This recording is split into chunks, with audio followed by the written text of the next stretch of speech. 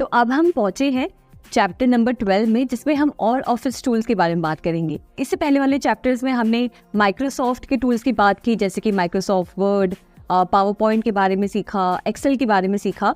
अब मैं आपको बता दूं कि माइक्रोसॉफ्ट की ही तरह जो गूगल प्लेटफॉर्म है, उनकी भी कुछ टूल्स हैं जो हम अपने ऑफिस में या स्कूल या कॉलेज के काम में यूज़ कर सकते हैं।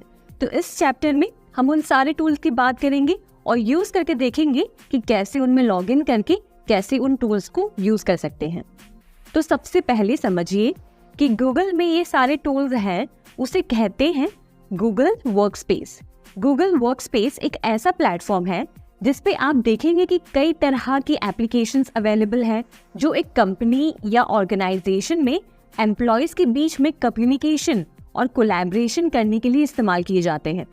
गूगल वर्कस्पेस में कई सारे ऐप्स आते हैं, जैसे कि Gmail, Google documents, Google Meet, Google forms वगैरह, जो दुनिया भर के ऑफिसेस, स्कूल्स और कई सारे संस्थाओं में यूज़ हो रहा है और इससे काफ़ी ज़्यादा प्रोडक्टिविटी बढ़ रही है। इंटरेस्टिंग बात यह है कि इन ऐप्स पर बनाए गए किसी भी टाइप के डॉक्यूमेंट आप लोगों के साथ शेयर कर सकते हैं, और जैसे डॉक्यूमेंट या प्रेजेंटेशन कुछ भी, जिस पर एक ही साथ कई सारे लोग एडिटिंग कर सकते हैं। गूगल वर्कस्पेस को ऑफिस पर्पस के लिए यूज़ किया जाता है, जिसमें आपकी ऑफिस की फाइल्स, ऑफिस की प्रेजेंटेशंस, शीट्स सब एक जगह पर आप एक अकाउंट से यूज़ कर सकते हैं और एक ही जगह पे स्टोर कर सकते हैं।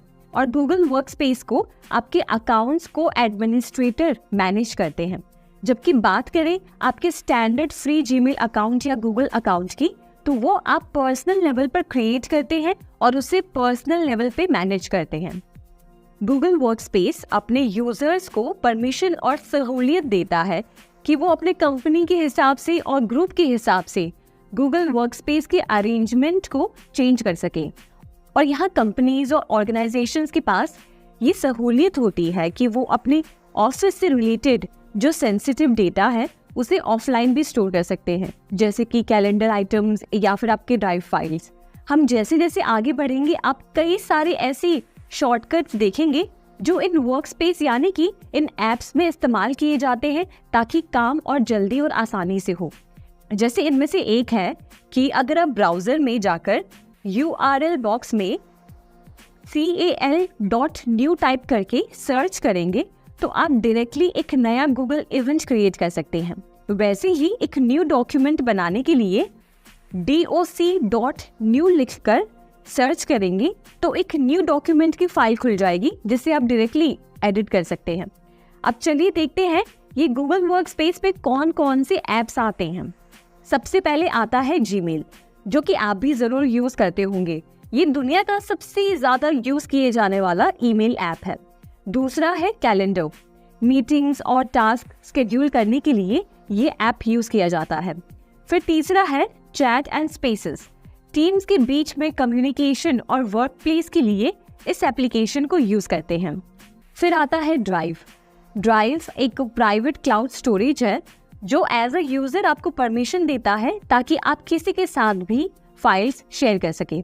फिर उसके बाद डॉक्स पर आप कोलैबोरेशन डॉक्यूमेंट्स बना सकते हैं जिसमें बाकी लोग भी जुड़कर सेम फाइल में ही एडिट कर सकते हैं। फिर आते हैं शीट, सेम डॉक्स की तरह इस पर शीट्स बनाई जाती है। उसके बाद स्लाइड्स प्रेजेंटेशन बनाने के लिए यूज़ होता है।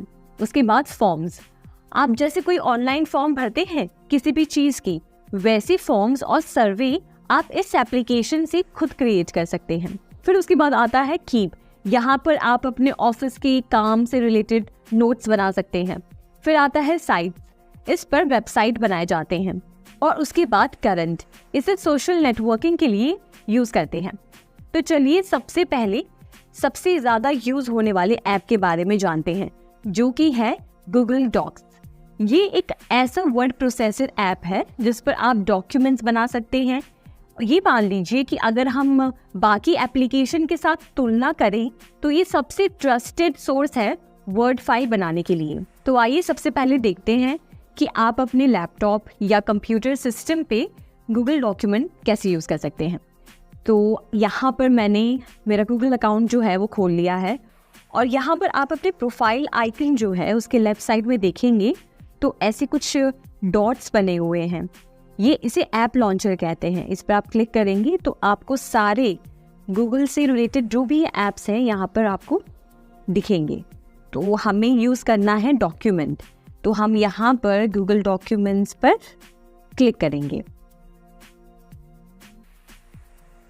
डबल क्लिक करके हमने गूगल डॉक्यूमेंट हमारे सामने ओपन हो गया है और यहाँ पे आप देखिए एक प्लस का साइन है और यहाँ पे नीचे लिखा भी हुआ है ब्लैंक डॉक्यूमेंट। तो एक नई फाइल बनाने के लिए हम इस पर क्लिक करेंगे। इस पर क्लिक किया और आप देखिए कि ये डॉक्यूमेंट फाइल आपके सामने खुल जाएगी। उसके बाद आप इसमें एडिटिंग कर सकते हैं। तो समझिए कि ये जो सारे टूल्स आप ऊपर देख रहे हैं, अंडू करने का सेटिंग, फिर प्रिंट करने का, ग्रामर चेक करने का, ये सारे जो भी टूल्स हैं आपको एडिटिंग में काम आएंगे। समझिए मैंने लिखा मेरी टॉपिक का हेडिंग और यहाँ पर इस टेक्स्ट को हाईलाइट करने के लिए या कुछ भी एडिट करने के लिए आप ये सारे टूल्स यूज़ कर सकते हैं। जैसे कि यहाँ से आप टेक्स्ट को चेंज कर सकते हैं, टेक्स्ट के स्टाइल को। उसके बाद यहाँ से आप साइज़ को इंक्रीज कर सकते हैं। फिर यहाँ से देखिए इसे बोल्ड कर सकते हैं, इटैलिक कर सकते हैं, अंडरलाइन कर सकते हैं या फिर टेक्स्ट को कलर कर सकते हैं। फिर इसके साथ आप इसमें ऐसी क्विक कलर भी फिल कर सकते हैं। तो आप देख रहे हैं कि आप जैसा चाहे वैसा डॉक्यूमेंट इस पर बना सकते हैं और जैसे चाहे वैसी एडिटिंग कर सकते हैं।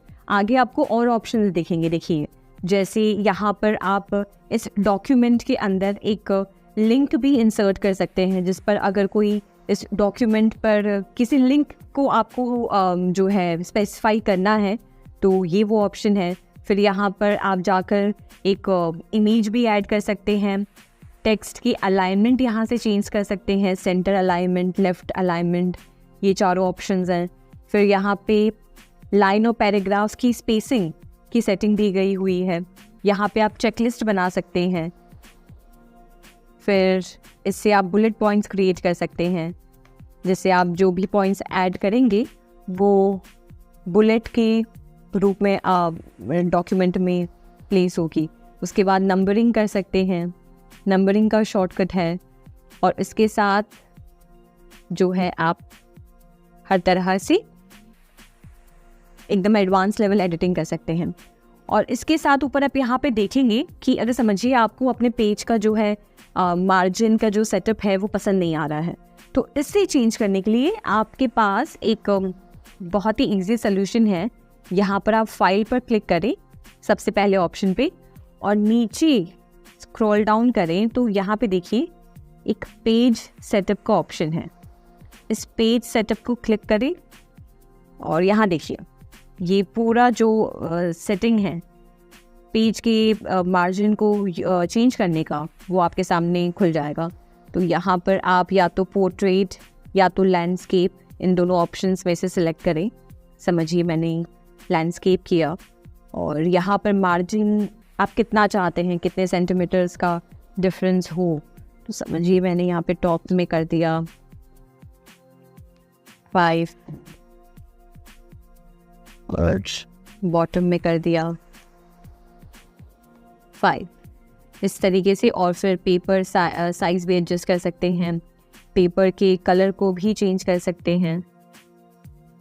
और फिर आप ओके दबाएंगे तो देखिए उस हिसाब से पेज की जो मार्जिन है और जो साइज़ है वो आपने इजीली चेंज कर दी। तो ऐसे ही आप देखिए कि जब आप इस डॉक्यूमेंट को यूज़ करना शुरू करेंगे अपने ऑफिस पर्पस के लिए या कोई भी काम के लिए, तो आप हर तरीके से डॉक्यूमेंट में एडिट कर सकते हैं। टेक्स्ट में बहुत सारी चीज़ें चेंज कर सकते हैं, इसे और थोड़ा सा ब्यूटिफाई कर सकते हैं। इवन आप साइज़, स्ट्रक्चर, सब कुछ इस ऐप के द्वारा आप कर सकते हैं, एग्जैक्टली वैसे ही जैसे आप माइक्रोसॉफ्ट वर्ड में कर पाते थे।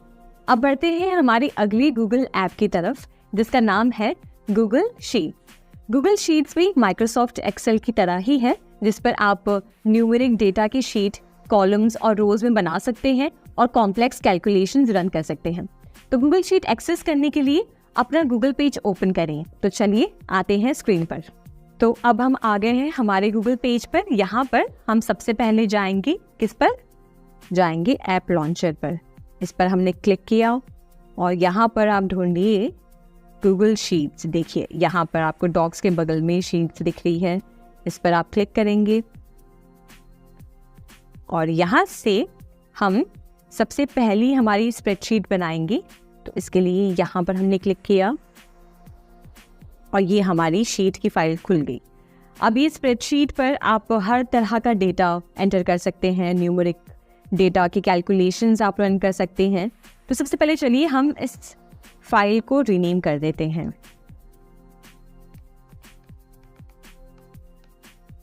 तो अब हमारा गूगल स्प्रेडशीट यहाँ पे खुल गया है। तो देखिए कि हमने हमारी फाइल को यहाँ पर रीनेम कर दिया है चैप्टर 1 से। आप चाहें तो उसे वापस रीनेम कर सकते हैं, कुछ भी। हमने चैप्टर 12 डाल दिया यहाँ पर और हम यहाँ पर रोज और कॉलम्स में हमारे डेटा को एंटर कर सकते हैं। समझिए जैसे कि मैं एक क्लास की डेटा बना रही हूँ, तो मैंने यहाँ पर नेम ऑफ स्टूडेंट लिख दिया। फिर उसके बाद समझिए एज, जेंडर, रोल नंबर और मार्क्स ऑब्टेन्ड। तो इस तरीके से आप देखिए शीट्स में चेंजेस कर सकते हैं। तो देखिए मैंने यहाँ पे क्या किया है कि रोज़ में मैं जो भी डेटा एंटर करना चाह रही थी मैंने एंटर कर दिया। उसके बाद समझिए यहाँ पर आप डेटा एंटर कर रहे हैं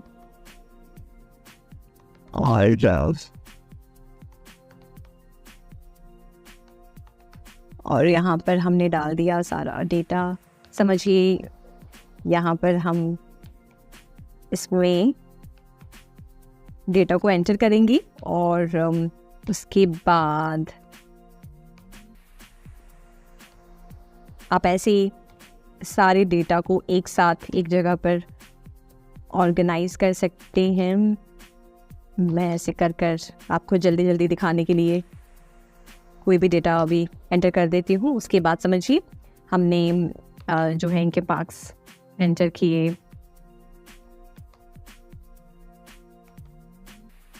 और फिर इस तरीके से आप हर तरह का डेटा यहाँ पर गूगल शीट पे बना सकते हैं, यानी कि हमारे गूगल स्प्रेडशीट पर, और कैलकुलेशंस रन कर सकते हैं। जैसे कि डॉक्स में हमारे पास काफ़ी सारे ऑप्शंस थे टेक्स्ट को एडिट करने का, वैसे ही आपको यहाँ पर भी काफ़ी सारे ऑप्शंस दिखेंगे। जैसे कि आप सिलेक्ट कर कर टेक्स्ट को बोल्ड कर सकते हैं, टेक्स्ट की साइज़ चेंज कर सकते हैं यहाँ से। जैसे देखिए मैंने इसको बढ़ा दिया, टेक्स्ट की साइज़ चेंज कर सकते हैं। इवन जैसे इससे पहले हमने गूगल डॉक्यूमेंट्स में किया, वैसे ही हम यहाँ पर कलर ऐड कर सकते हैं और जो है टेक्स्ट के स्टाइल को चेंज कर सकते हैं। प्लस हम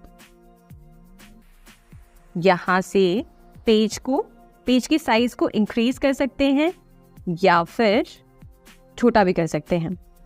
और यहाँ से वही सेम चीज़ हम सारी चीज़ें परफॉर्म कर सकते हैं। यहाँ से आप इस फाइल को शेयर कर सकते हैं दूसरों के साथ या फिर ईमेल पर भेज सकते हैं। इस स्प्रेडशीट को डाउनलोड कर सकते हैं माइक्रोसॉफ्ट एक्सेल के फॉर्मेट में या फिर ओपन डॉक्यूमेंट में, या फिर इसकी एक PDF बना सकते हैं, रीनेम कर सकते हैं, कोई और किसी और फोल्डर में मूव कर सकते हैं, डिलीट कर सकते हैं। और इसमें जो आपने इससे पहले जो एडिटिंग की थी उन वर्जन्स को भी देख सकते हैं। तो यहाँ से ये सारे ऑप्शंस आपको मिल जाएंगे। और यहाँ से देखिए मैं आपको बताती हूँ कि इस फाइल को कैसे किसी के साथ भी आप शेयर कर सकते हैं। तो यहाँ देखिए शेयर का ऑप्शन है, इस पर मैंने क्लिक किया और यहाँ से मैं समझिए ये जो रिस्ट्रिक्टेड है ये बताता है कि कौन इस फाइल को एक्सेस कर सकता है। तो मुझे कोई प्रॉब्लम नहीं है कोई भी इस फाइल को ओपन करे, तो इसलिए मैंने एनीवन विद द लिंक कर दिया है और एज अ व्यूअर उनको रखा है यहाँ पर। और यहाँ से आप इस स्प्रेडशीट की लिंक कॉपी कर सकते हैं और फिर जिसे चाहे उसे शेयर कर सकते हैं। तो ये था एक आसान तरीका कि कैसे आप स्प्रेडशीट को यूज़ कर सकते हैं, और यूज़ करके ज़रूर देखिएगा। ये बहुत ही प्रोडक्टिव एक टूल है जो आपको हर तरह के ऑफिस के काम में इस्तेमाल आप कर सकते हैं। तो फिर आगे बढ़ते हैं हमारे अगले ऐप की तरफ। अब जैसे कि हमने शुरुआत में बात की थी कि आप गूगल वर्कस्पेस में गूगल फॉर्म्स क्रिएट कर सकते हैं, यानी कि आपने देखा होगा कोई भी सर्वे होता है या आप कोई ऑनलाइन सर्वे लेते हैं तो उसमें आपको एक फॉर्म फिलअप करना होता है जिसमें आप कुछ ऑप्शन सिलेक्ट करते हैं, फिर उस फॉर्म को सबमिट करते हैं। अब ये फॉर्म आप खुद से अपने गूगल अकाउंट पे बना सकते हैं। तो चलिए बताती हूँ कि कैसे आप इसे बना सकते हैं। तो आप अपने गूगल वर्कस्पेस पे जाएंगे, यहाँ पर मैंने अपना गूगल अकाउंट खोल दिया है और यहाँ पर हम वापस जाएंगे हमारे ऐप लॉन्चर पर। तो इस पे आप क्लिक करें, यहाँ पे नीचे आए ऐसे और देखें कि यहाँ पर फॉर्म्स का ऑप्शन है। इस फॉर्म के ऑप्शन को क्लिक करें। अब हमारे सामने हमारी गूगल फॉर्म्स की जो पेज है वो ओपन हो गई है और यहाँ से हम एक नया फॉर्म क्रिएट करेंगे ब्लैंक फॉर्म पर क्लिक करके। हाँ जी, अब ये फॉर्म ओपन हो गया है। अब यहाँ से आप फॉर्म को रिनेम करें। समझिए ये फॉर्म हम बना रहे हैं कोई हेल्थ सर्वे पे, ठीक है। तो यहाँ से मैंने फॉर्म को रिनेम कर दिया और फिर उसके बाद समझिए आपने कोई डिस्क्रिप्शन डाल दिया कि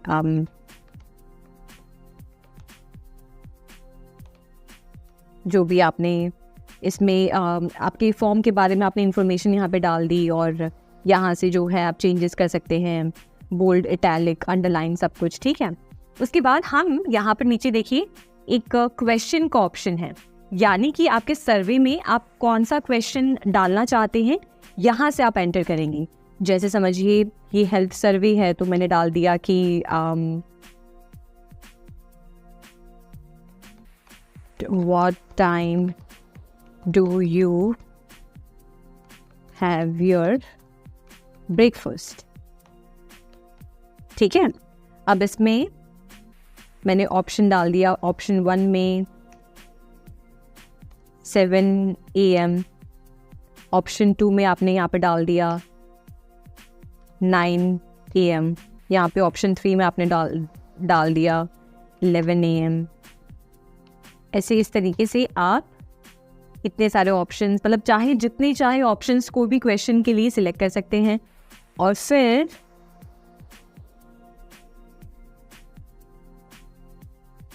फिर यहाँ से आप इस क्वेश्चन को सेंड कर सकते हैं।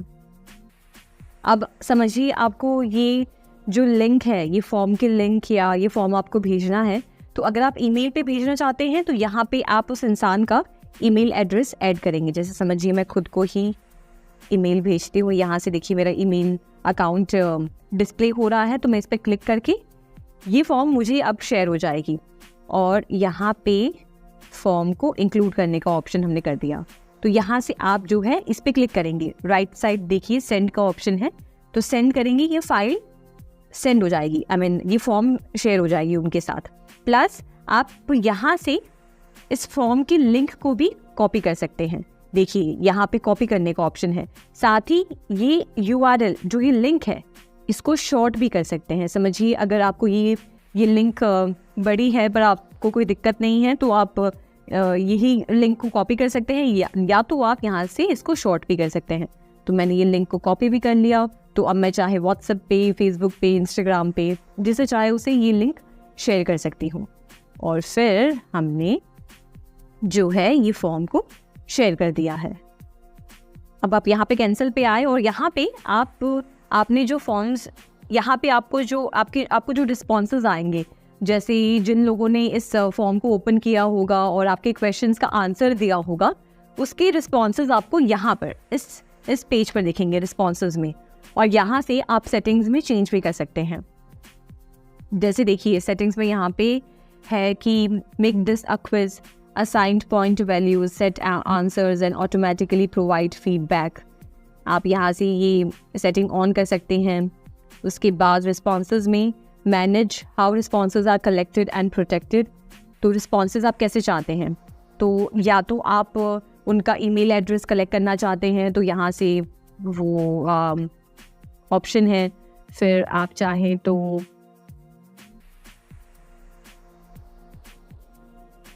यहाँ से सारा जो भी है डिफ़ॉल्ट सेटिंग्स भी आप यहाँ से कर सकते हैं।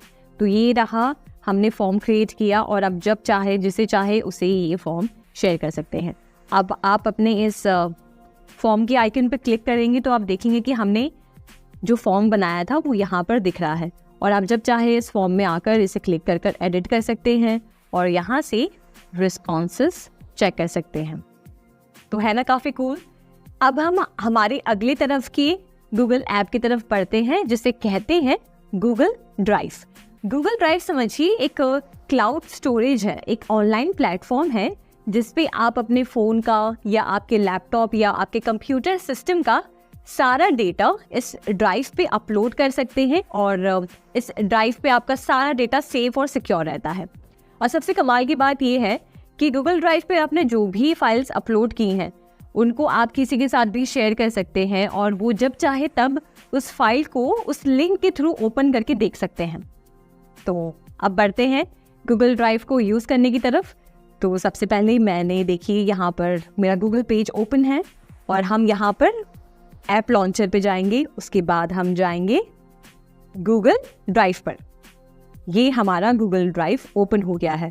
आप जब ओपन करेंगे तो पेज कुछ ऐसा दिखेगा। यहाँ पर आपको बहुत सारे फोल्डर्स अगर आपने बनाए हैं तो यहाँ पर आपको फोल्डर्स की लिस्ट दिखेगी। और सबसे पहला सेटिंग हम देखते हैं कि इसमें हम क्या कर सकते हैं। तो यहाँ पर देखिए लेफ्ट साइड आपको एक प्लस का साइन दिख रहा है, इस पर आप क्लिक करें तो आपको कई सारे ऑप्शंस दिख रहे होंगे, new folder, file upload, folder upload, ये सारे ऑप्शंस। तो हम शुरू करते हैं एक नया फोल्डर बनाने से, ठीक है। तो मैंने समझिए फोल्डर पे क्लिक किया और मैं एक फोल्डर बना रही हूँ बर्थडे, ठीक है। इस नाम से हमने एक नया फोल्डर बनाया और क्रिएट पर जाकर ये फोल्डर बन गई है। यहाँ पर देखिए, यहाँ पर ऊपर आपको दिख रही है। अब समझिए कि मुझे इस फाइल में इस पर्टिकुलर फोल्डर में कुछ 2-3 ऐसे इमेजेस या 2-3 ऐसे वीडियोस हैं जो इसमें स्टोर करने हैं। तो उसके लिए क्या कर सकते हैं, यहाँ पर वापस हम न्यू पर जाएंगे और नीचे जो ऑप्शन है फाइल अपलोड, इस पे क्लिक करेंगे। और यहाँ देखिए आपके कंप्यूटर सिस्टम पे या फिर अगर आप इसको अपने फ़ोन पर खोल कर देख रहे हैं तो सारे आपके फ़ोन में जो फ़ोटोज़ हैं, वीडियोज़ हैं, ऑडियो फाइल्स हैं, डॉक्यूमेंट्स हैं, सारा आपको आपके सामने दिखेगा। मैं इसे लैपटॉप पे यूज़ कर रही हूँ तो मेरे लैपटॉप पे जो भी डेटा है यहाँ पे दिख रहा है, ठीक है। तो यहाँ पे समझिए मुझे ये वाली फ़ाइल अपलोड करनी है। तो मैंने यहाँ से एक बार इस पर टैप किया, इसे सिलेक्ट किया और फिर ओपन पे क्लिक किया। अब ओपन पे क्लिक कर रही हूँ तो फिर देखिए यहाँ पे ये फाइल यहाँ पर अपलोड हो गई है। अपलोड हो गई है मतलब यहाँ पे स्टोर हो गई है। अब समझिए मुझे इसको बर्थडे वाले फोल्डर में मूव करना है। तो इसके लिए मैं क्या कर सकती हूँ, यहाँ पर हम 3 डॉट पर गए और यहाँ पे नीचे ऑप्शंस में आइए और देखिए लिखा है ऑर्गेनाइज। ऑर्गेनाइज में जाकर आप मूव पे क्लिक करें और जैसे कि मुझे इसको बर्थडे में मूव करना है तो यहाँ पे बर्थडे का ऑप्शन दिया है और यहाँ पे मैंने कर दिया मूव। अब इससे क्या होगा कि जो मैंने मेरे डेटा में से जो फाइल अपलोड की थी वो मेरे बर्थडे वाले फोल्डर में स्टोर हो गई होगी। देखिए यहाँ पे इस फोल्डर में ये वीडियो यहाँ पर आ गई है। अब फॉर एग्जांपल समझिए मुझे एक पूरी फोल्डर भी अपलोड करनी है, ना कि बस एक फाइल या बस एक वीडियो या इमेज, पर मुझे पूरी फोल्डर अपलोड करनी है। तो उसका ऑप्शन भी आपको यहाँ पर देखिए मिलेगा, पूरा फोल्डर अपलोड करने का। हम इस पर क्लिक करें तो ये पूरा फोल्डर है कैप्चर्स नाम से, यहाँ पर वो अपलोड हो जाएगी। यहाँ देखिए अपलोड हो गई है और यहाँ पर बर्थडे वाली फाइल में हमारा दोनों फाइल्स यहाँ पे अपलोडेड है। अब कुछ और सेटिंग्स चेक करते हैं, चलिए। तो अब हम बैक गए और यहाँ पर देखिए हर एक फोल्डर में आपको कुछ ना कुछ ऑप्शंस मिलेंगे, एक्स्ट्रा ऑप्शंस। जैसे कि बर्थडे वाले में हम अगर क्लिक करें तो इसमें ऑप्शन है कि आप इस फोल्डर को किसके साथ ओपन करना चाहते हैं, या समझिए आपको इस पूरे फोल्डर को अगर डाउनलोड करना है तो यहाँ से आप डाउनलोड कर सकते हैं। ठीक है, समझिए मैंने इसको डाउनलोड किया तो यहाँ से ये डाउनलोड हो रही है।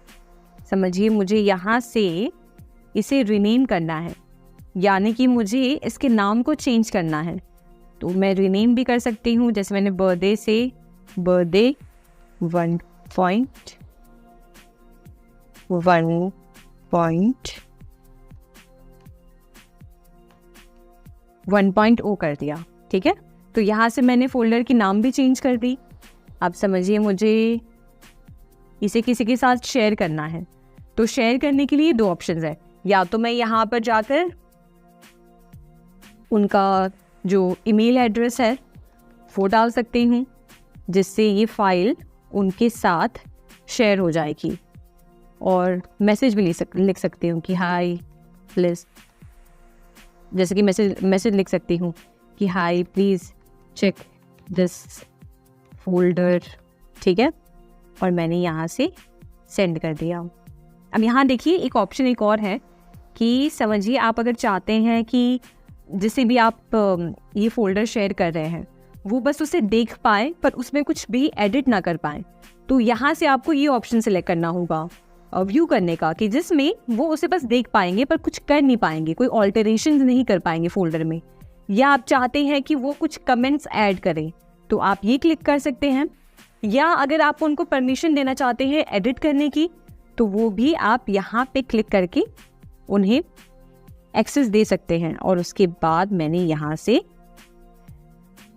अब ये जो नेहा है इनको ये फाइल रिसीव हो जाएगी अपनी ईमेल पर, और जब वो अपना जीमेल खोलकर देखेंगे तो उन्हें ये फाइल उस मेल में दिखेगी।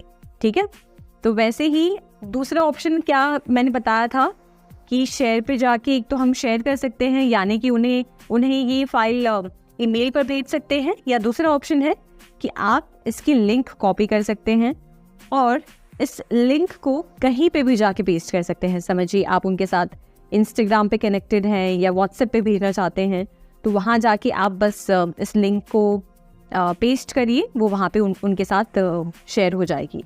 अब इसमें और ऑप्शंस देखिए क्या मिलता है आपको फोल्डर में। ऑर्गेनाइज करने का, फोल्डर की इंफॉर्मेशन अगर आपको चाहिए कि डिटेल्स क्या हैं, तो इसमें आपको दिखेगा कि किसके पास इस फोल्डर का एक्सेस है, तो यहाँ पे उनके नाम दिख जाएंगे।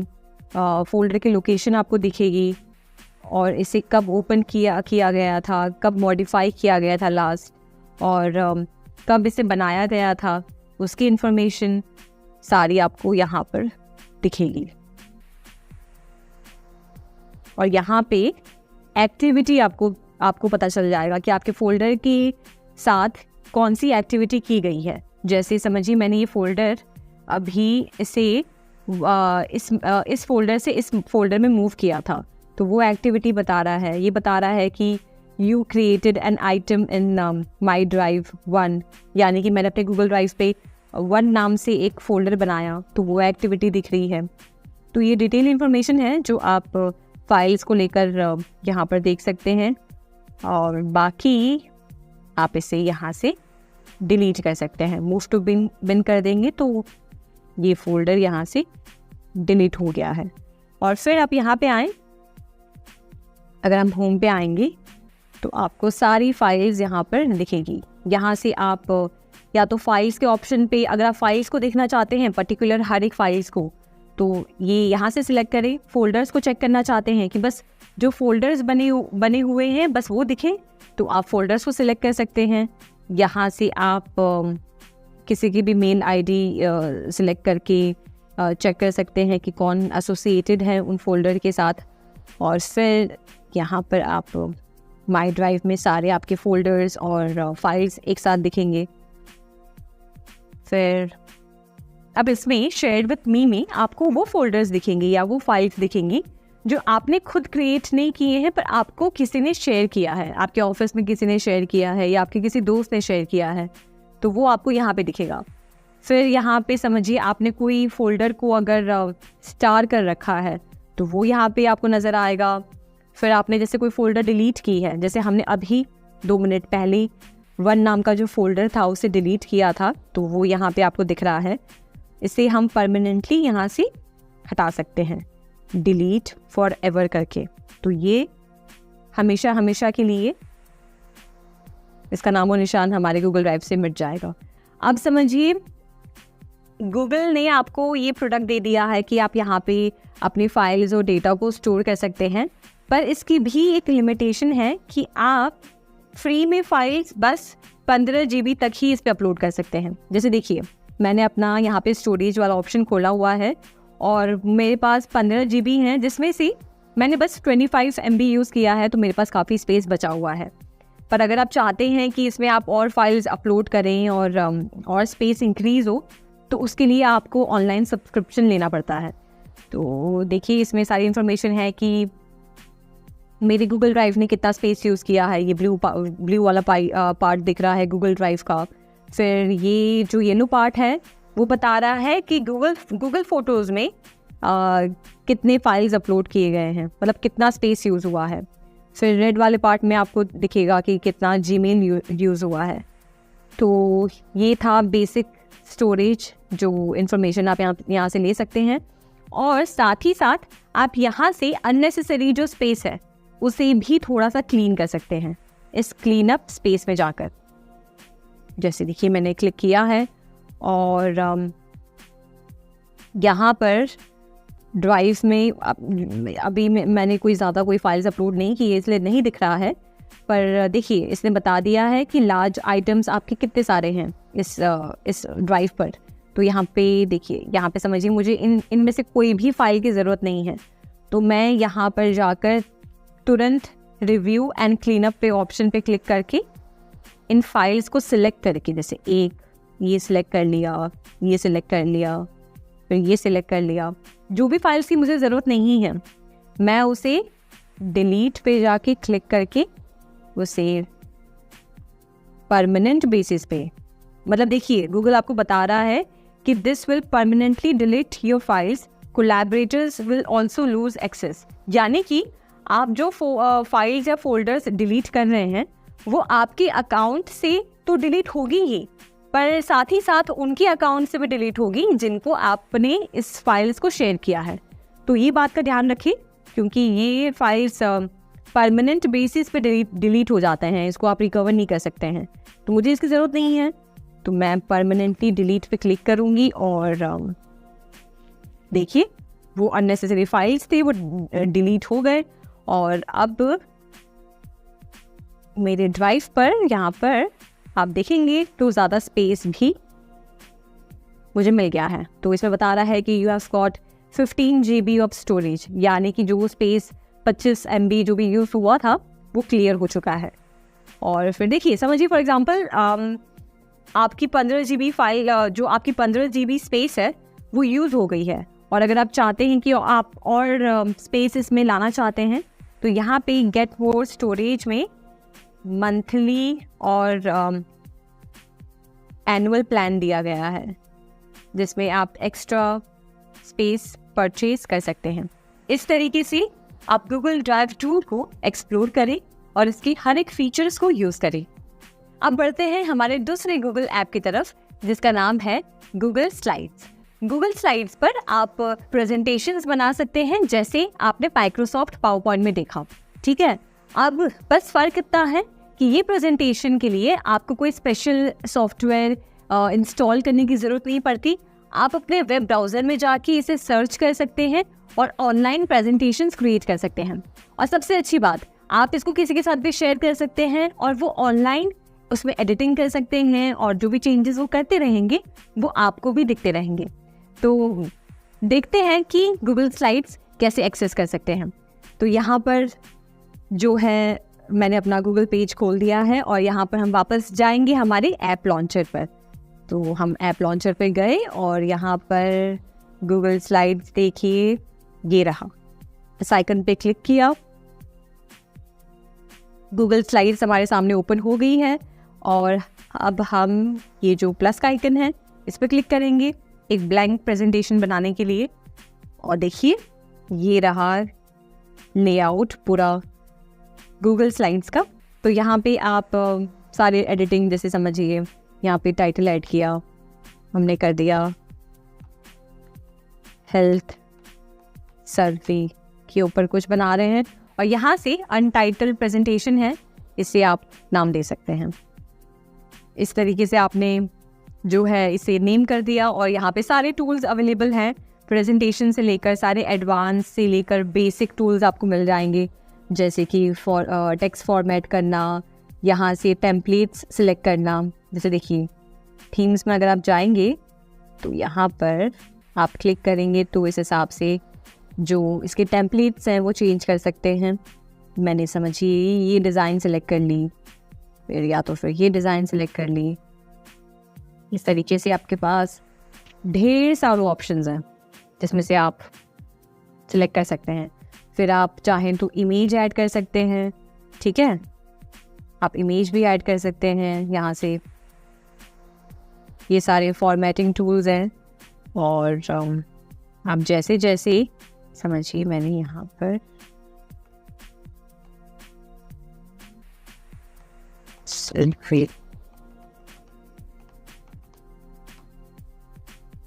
ऐसे किया, फिर सेकेंड पेज के लिए तो अब देखिए, अगर आप समझिए आपने अपना फर्स्ट जो पेज है प्रेजेंटेशन का वो क्रिएट कर लिया है, अब आप चाह रहे हैं कि आप दूसरे पेज पे जाएं, तो उसके लिए यहाँ पे देखिए प्लस आइकन है, इस प्लस आइकन पे क्लिक करके आप जितने चाहे उतने पेजेस ऐड कर सकते हैं। समझिए हमने ये फर्स्ट पेज बनाया, सेकंड पेज में हम स्पेसिफिक समझिए कुछ भी हमने लिख दिया, ठीक है, और यहाँ पे लिख दिया इस हिसाब से। फिर हम सारे इसके इंफॉर्मेशन यहाँ पे फीड कर सकते हैं।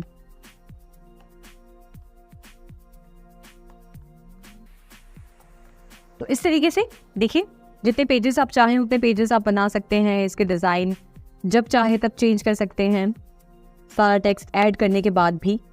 और हाँ जी, इतना इजी है एक प्रेजेंटेशन बनाना, तो ज़रूर ट्राई करिएगा।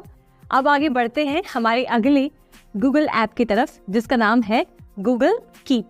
अब इस प्लेटफॉर्म पे आप क्या कर सकते हैं, सिंपल नोट्स बना सकते हैं और उसे एडिट कर सकते हैं। तो चलिए देखते हैं कि इसे एक्सेस कैसे करते हैं।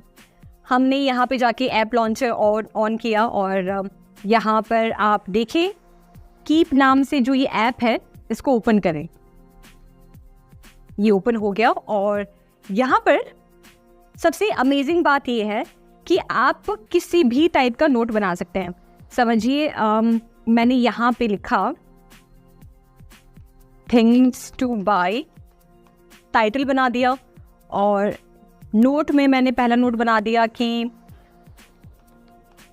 वाटर बॉटल, फिर कुछ भी ऐसे आपने चीज़ें लिख दी, यहाँ पे टाइप कर दी और फिर इसे आप किसी भी तरीके से एडिट कर सकते हैं। वो कैसे कि यहाँ पे समझिए आपने जो नोट बनाया है इसका आप एक रिमाइंडर सेट करना चाहते हैं, जिससे ये ऐप आपको फ़ोन पे आपको रिमाइंड कर दे, आपको रिमाइंडर भेज दे एक नोटिफिकेशन के ज़रिए कि आपको ये टास्क करने हैं।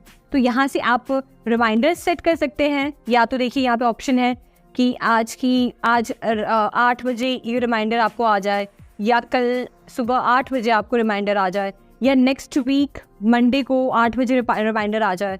अगर आप इनमें से कोई ऑप्शन नहीं सिलेक्ट करना चाहते तो आप जाके अपना खुद का जो है डेट और टाइम यहाँ से सिलेक्ट कर सकते हैं और फिर यहाँ से सेव कर सकते हैं। तो वैसे आपका रिमाइंडर सेट हो गया। फिर आप ये जो नोट है आप इसमें किसी को भी एज ए कोलैबोरेटर ऐड कर सकते हैं। यानी कि ये नोट आप किसी के साथ शेयर कर सकते हैं ताकि वो भी इसे एक्सेस कर पाए और इसे यूज़ कर पाए और चेंजेस कर पाए। तो एक सेकेंड ऑप्शन ये आपको मिल जाता है, बढ़िया। फिर आप यहाँ पे बैकग्राउंड चेंज कर सकते हैं। देखिए अलग अलग कलर्स के, अलग अलग पैटर्न्स के यहाँ पे बैकग्राउंड्स हैं, तो ये चीज़ आप कर सकते हैं जो इंटरेस्टिंग है। फिर इसमें इमेज ऐड कर सकते हैं, ऐड इमेज, कोई भी इमेज ऐड कर दिया और फिर आपके नोट के साथ वो इमेज प्रोसेस होकर आपके नोट में ऐड हो जाती है।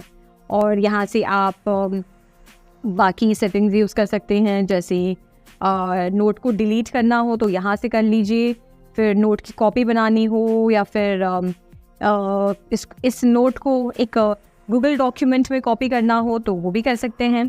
तो ये सारे ऑप्शंस हैं जो आपको गूगल कीप में मिल जाते हैं। और इसी के साथ मैं आपको बताना चाहती हूँ कि अगर कोई नोट आप डिलीट करना चाहते हैं या वापस एडिट करना चाहते हैं तो बहुत ईजिली आप यहाँ पे जो 3 डॉट्स हैं इस पर क्लिक करिए और इसे डिलीट कर दीजिए, तो ये आपके इस स्टोरेज में से डिलीट हो जाएगी। फिर अगर समझिए आपको ये भी डिलीट करना है तो मैंने ये भी डिलीट कर दिया और इतने आसान तरीके से आप गूगल कीप पे कोई भी नोट एडिट कर सकते हैं। ये एप्लीकेशन ज़रूर यूज़ करिए अगर आपकी आदत है कि आप हर चीज़ों की नोट्स बनाते हैं पेपर पर या कहीं कॉपी पर, तो ये डिजिटली आप इस पे स्विच करिए और देखिए कि ये आपके लाइफ को कितना आसान बनाता है। चलिए अब बढ़ते हैं हमारे अगले गूगल ऐप की तरफ जिसका नाम है गूगल कैलेंडर। इसके बारे में आपने सुना होगा। ये एक ऐसा प्लेटफॉर्म है जहां पर आप अपने टास्क और इवेंट्स की रिमाइंडर सेट कर सकते हैं। तो चलिए देखते हैं कि गूगल कैलेंडर को कैसे एक्सेस कर सकते हैं। तो सबसे पहले हम अपने गूगल पेज पे आ जाएंगे और यहाँ पर आप ऐप लॉन्चर पर जाएंगे और यहाँ पर देखिए कैलेंडर का ऑप्शन है। इस कैलेंडर के ऑप्शन को क्लिक करें और जैसे ही आप क्लिक करेंगे तो हमारे सामने गूगल कैलेंडर ओपन हो गया है। अब यहाँ पे देखिए इस प्लेटफॉर्म की खासियत क्या है कि आप आगे आने वाले फ्यूचर में या फिर आज के कोई भी टास्क या रिमाइंडर सेट कर सकते हैं। फॉर एग्जाम्पल समझिए आज से 10 दिन बाद मुझे कोई इम्पोर्टेंट कुछ इवेंट अटेंड करना है।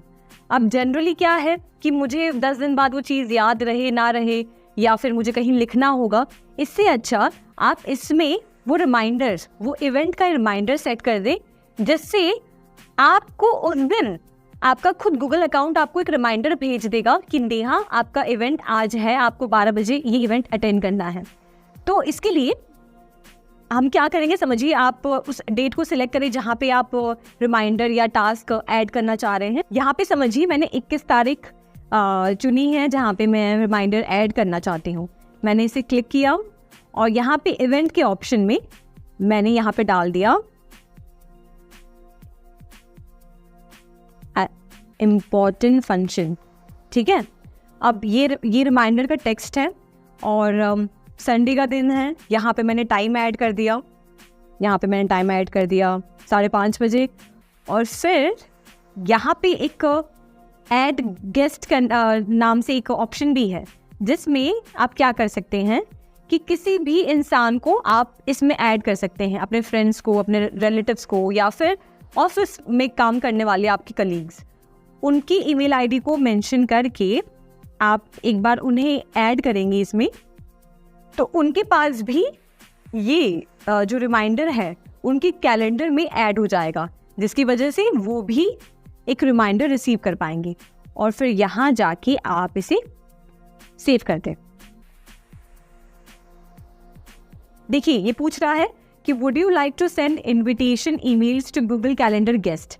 तो यस, मैं इन्विटेशन ईमेल्स सेंड करना चाह रही हूँ, तो मैं यहाँ पे सेंड क्लिक करूँगी और फिर ये इवेंट जो 21 तारीख की है यहाँ पे सेट हो गई है और मुझे इस दिन रिमाइंडर आ जाएगा।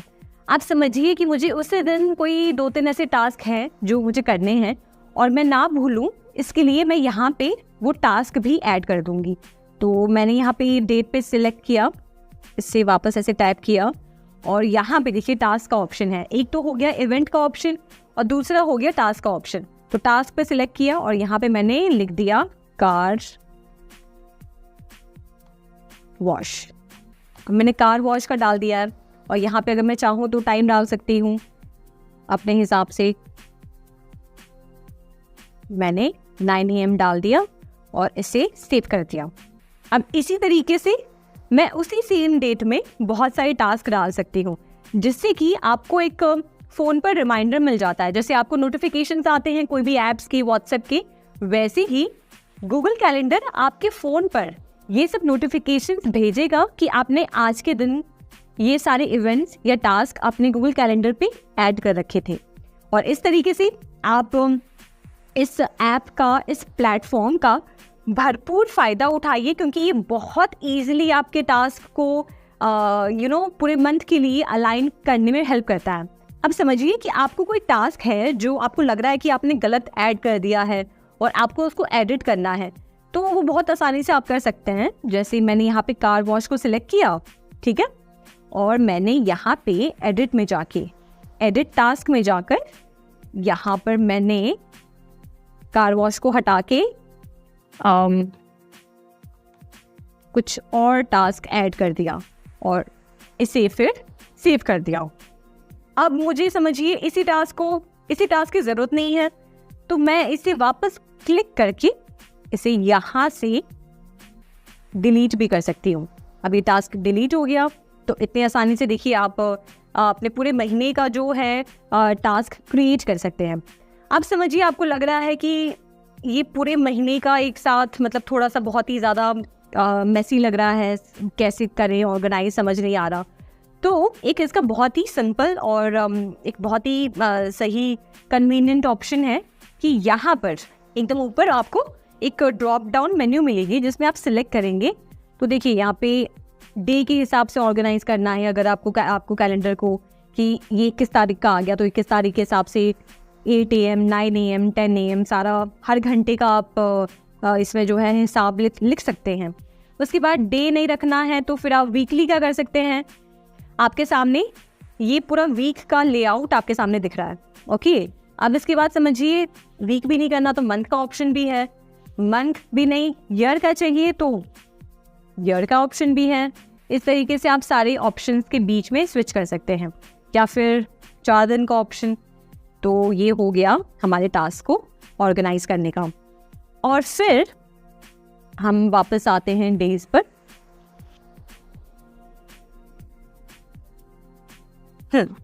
और फिर समझिए कि आप चाह रहे हैं कि कोई भी टास्क को मतलब अगर समझिए कि आपने आज कोई टास्क डाल रखा था, आज यहाँ पर 13 तारीख है और आपने 13 तारीख में कोई टास्क डाल रखा था जो आप मेंशन करना चाहते हैं इसमें कि वो टास्क कंप्लीट हो गया है, तो वो भी आप कर सकते हैं। जैसे समझिए मैंने आज टास्क डाल दिया, एक कोई भी टास्क कार वॉश ही डाल दिया और यहाँ पे मैंने सेव कर दिया, ठीक है। तो मैंने अभी टास्क आज के दिन जो था कंप्लीट कर दिया। तो इसे यहाँ से हटाने के लिए, ताकि ये टास्क पेंडिंग ना रहे, ताकि ये टास्क मुझे, इस टास्क का पेंडिंग नोटिफिकेशन मुझे कल परसों हर बार ना आए, उसके लिए मैं इस पर क्लिक करके इसे मार्क कंप्लीटेड पे क्लिक कर सकती हूँ। जिससे क्या होगा, ये टास्क इसमें कंप्लीट हो जाएगा और ये कैंसिल आउट हो जाएगा, जिसकी वजह से आपका जो पूरा जो स्केड्यूल है वो क्लीन नज़र आएगा और एक्स्ट्रा टास्क नहीं दिखेंगे। वैसे ही समझिए यहाँ पे 20 तारीख में मैंने 2-3 ऐसे कुछ टास्क और इवेंट ऐड कर रखे हैं। अब मुझे इनकी ज़रूरत नहीं है, तो मैं यहाँ जाके डिलीट पे क्लिक करूँगी तो ये डिलीट हो जाएगा। इस पर क्लिक किया, डिलीट हो गया, इस पर क्लिक किया, डिलीट हो गया। तो इस तरीके से आप अपने सारे टास्क, स्पेशली अपने ऑफिस के जो भी टास्क होते हैं, क्योंकि जनरली हमें याद नहीं रहता है कि अगले हफ्ते कौन सी मीटिंग है या कौन से क्लाइंट के साथ मिलना है या फिर क्या टास्क परफॉर्म करना है जो हमें दिया गया है। तो उसे एकदम प्रॉपरली सिस्टमैटिक तरीके से मैनेज करने के लिए आप ये गूगल कैलेंडर ज़रूर यूज़ करें, क्योंकि मैंने भी यूज़ किया है और मैं फील करती हूँ कि सारी चीज़ें एकदम ऑर्गेनाइज रहती हैं। आपको पता होता है कि ठीक है, आपको आज ये 3 टास्क परफॉर्म करने थे, आप कर पाए हैं या नहीं, और अगर आप नहीं कर पाए हैं तो नेक्स्ट डे फिर आप अपनी चीज़ें अच्छे से मैनेज कर पाते हैं। तो ये एक बहुत ही यूज़फुल टूल है, गूगल कैलेंडर का यूज़ ज़रूर करिए।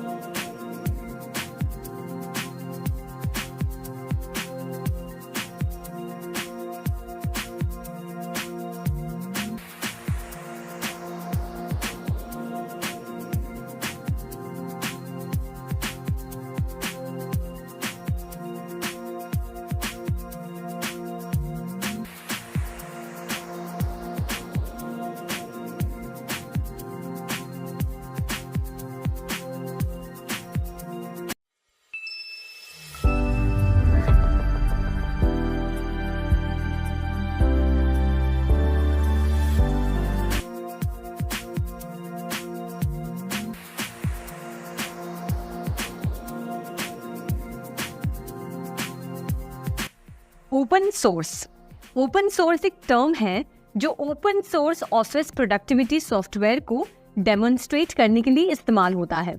ओपन सोर्स ऑफिस सॉफ्टवेयर वो एप्लीकेशंस हैं जो प्रोप्राइटरी ऑफिस सॉफ्टवेयर के जैसे होते हैं, जैसे कि आपका Microsoft word processing, spreadsheets, databases, graphics और प्रेजेंटेशन सॉफ्टवेयर्स। लिब्रा एक fully featured office productivity suit है जो मुफ्त में उपलब्ध है। इसकी मुख्य फाइल फॉर्मेट है ओपन डॉक्यूमेंट फॉर्मेट, जो एक ओपन स्टैंडर्ड फॉर्मेट है जिसे वर्ल्ड वाइड एक्सेप्ट किया गया है और इसका इस्तेमाल फाइल्स को पब्लिश और डॉक्यूमेंट करने के लिए किया जाता है। राइटर एक फीचर रिच टूल है जो इस्तेमाल किया जा सकता है लेटर्स और बुक्स, रिपोर्ट्स, न्यूज़लेटर्स, ब्राउशर्स और अन्य डॉक्यूमेंट्स बनाने के लिए। एक यूज़र ग्राफिक्स और ऑब्जेक्ट्स को राइटर डॉक्यूमेंट में इंसर्ट कर सकता है। राइटर फाइल्स को HTML, XHTML, XML, Adobe PDF आदि डॉक्यूमेंट्स में एक्सपोर्ट कर सकते हैं। इसका ईमेल क्लाइंट से भी कनेक्शन होता है। फिर वहीं कैल्क एक स्प्रेडशीट प्रोग्राम है जो लिब्रा ऑफिस सूट का एक हिस्सा है। इसका इस्तेमाल न्यूमेरिकल डेटा को ऑर्गेनाइज, एनालाइज और प्रेजेंट करने के लिए किया जाता है। ये किसी भी तरह के न्यूमेरिक कैलकुलेशंस, ग्राफ्स और डेटा एनालिसिस के लिए उपयोगी है। ये है कुछ मुख्य फीचर्स जो कैल्क में हैं। सबसे पहला फीचर है सेल्स एंड फॉर्मूलाज। स्प्रेडशीट की हर बॉक्स को सेल कहते हैं। हर सेल में आप न्यूमेरिक डेटा, टेक्स्ट या फॉर्मूलाज डाल सकते हैं। फॉर्मूलाज के इस्तेमाल से आप कैलकुलेशंस कर सकते हैं, जैसे कि addition, subtraction, multiplication, division etcetera. दूसरा फीचर है फंक्शंस। कैल्क में आप कई प्रकार के बिल्ट इन फंक्शंस होते हैं जिन्हें आप अपने कैलकुलेशंस में इस्तेमाल कर सकते हैं। ये functions statistics, financial calculations, date and time functions और भी कई चीज़ें शामिल करते हैं। तीसरा फीचर है चार्ट्स एंड ग्राफ्स। कैल्क आपको चार्ट्स और ग्राफ्स बनाने की सुविधा देता है, जिससे आप अपने डेटा को विजुअली प्रेजेंट कर सकते हैं। बार ग्राफ्स, पाई चार्ट्स और लाइन चार्ट्स जैसे ऑप्शंस इसमें अवेलेबल होते हैं। चौथा फीचर है डेटा सॉर्टिंग एंड फिल्टरिंग। आप अपने डेटा को सॉर्ट और फिल्टर करके ऑर्गेनाइज कर सकते हैं, जिससे आप स्पेसिफिक क्राइटेरिया के मुताबिक डेटा को देख सकें। पांचवा फीचर है इंपोर्ट एंड एक्सपोर्ट। कैल्क में फाइल्स को दूसरे फॉर्मेट्स में एक्सपोर्ट या फिर इंपोर्ट किया जा सकता है, जैसे कि माइक्रोसॉफ्ट एक्सेल, PDFs, CSV और दूसरे स्प्रेडशीट फॉर्मेट्स।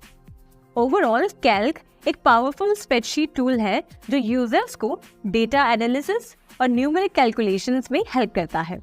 इम्प्रेस में सभी बेसिक प्रेजेंटेशन टूल्स होते हैं, जैसे कि स्पेशल इफेक्ट्स, एनिमेशन और ड्राइंग टूल्स। ये लिब्रा ऑफिस के ड्रॉ और मैथ कंपोनेंट्स को एडवांस ग्राफिक्स कैपेबिलिटी के साथ इंटीग्रेट करता है। ड्रॉ एक वेक्टर ड्राइंग टूल है जो फ्लो चार्ट्स या डायग्राम से 3D आर्टवर्क बना सकता है। ड्रॉ दूसरे सिंपल फॉर्मेट से ग्राफिक्स इंपोर्ट कर सकते हैं और इन्हें PNG, GIF, JPEG, BMP, TIFF etcetera जैसे अलग अलग फॉर्मेट्स में सेव भी कर सकते हैं। ये डेटाबेस के लिए टूल्स उपलब्ध कराता है। इसमें forms, reports, queries, tables, view और रिलेशन को क्रिएट या एडिट करने की सुविधा होती है। इसलिए ये किसी भी प्रसिद्ध डेटाबेस एप्लीकेशन की तरह रिलेशनल डेटाबेस को भी मैनेज कर सकता है। मैथ एक लिब्रा ऑफिस फॉर्मूला या इक्वेशन एडिटर है।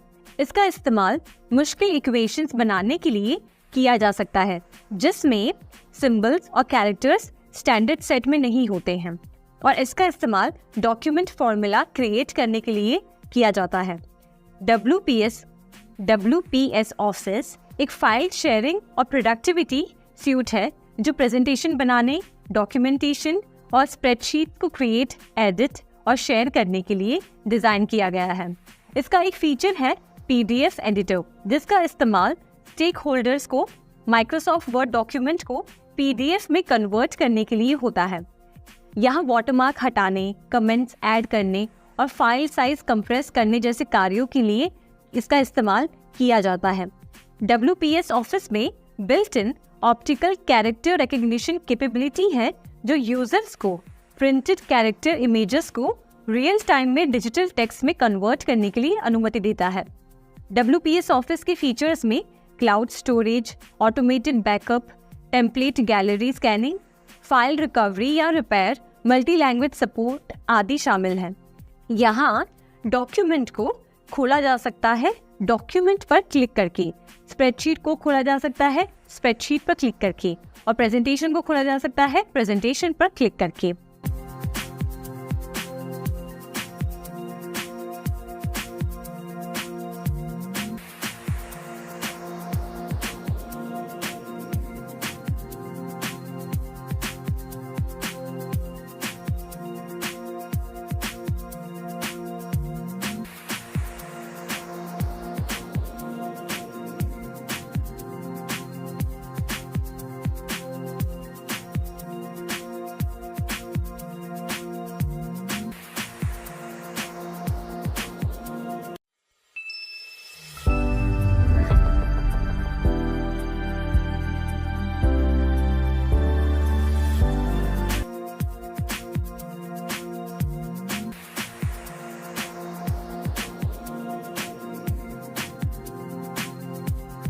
Zoom एक real time video conferencing application है जो आप आसानी से यूज कर सकते हैं ऑनलाइन मीटिंग्स अटेंड करने के लिए या फिर क्रिएट करने के लिए।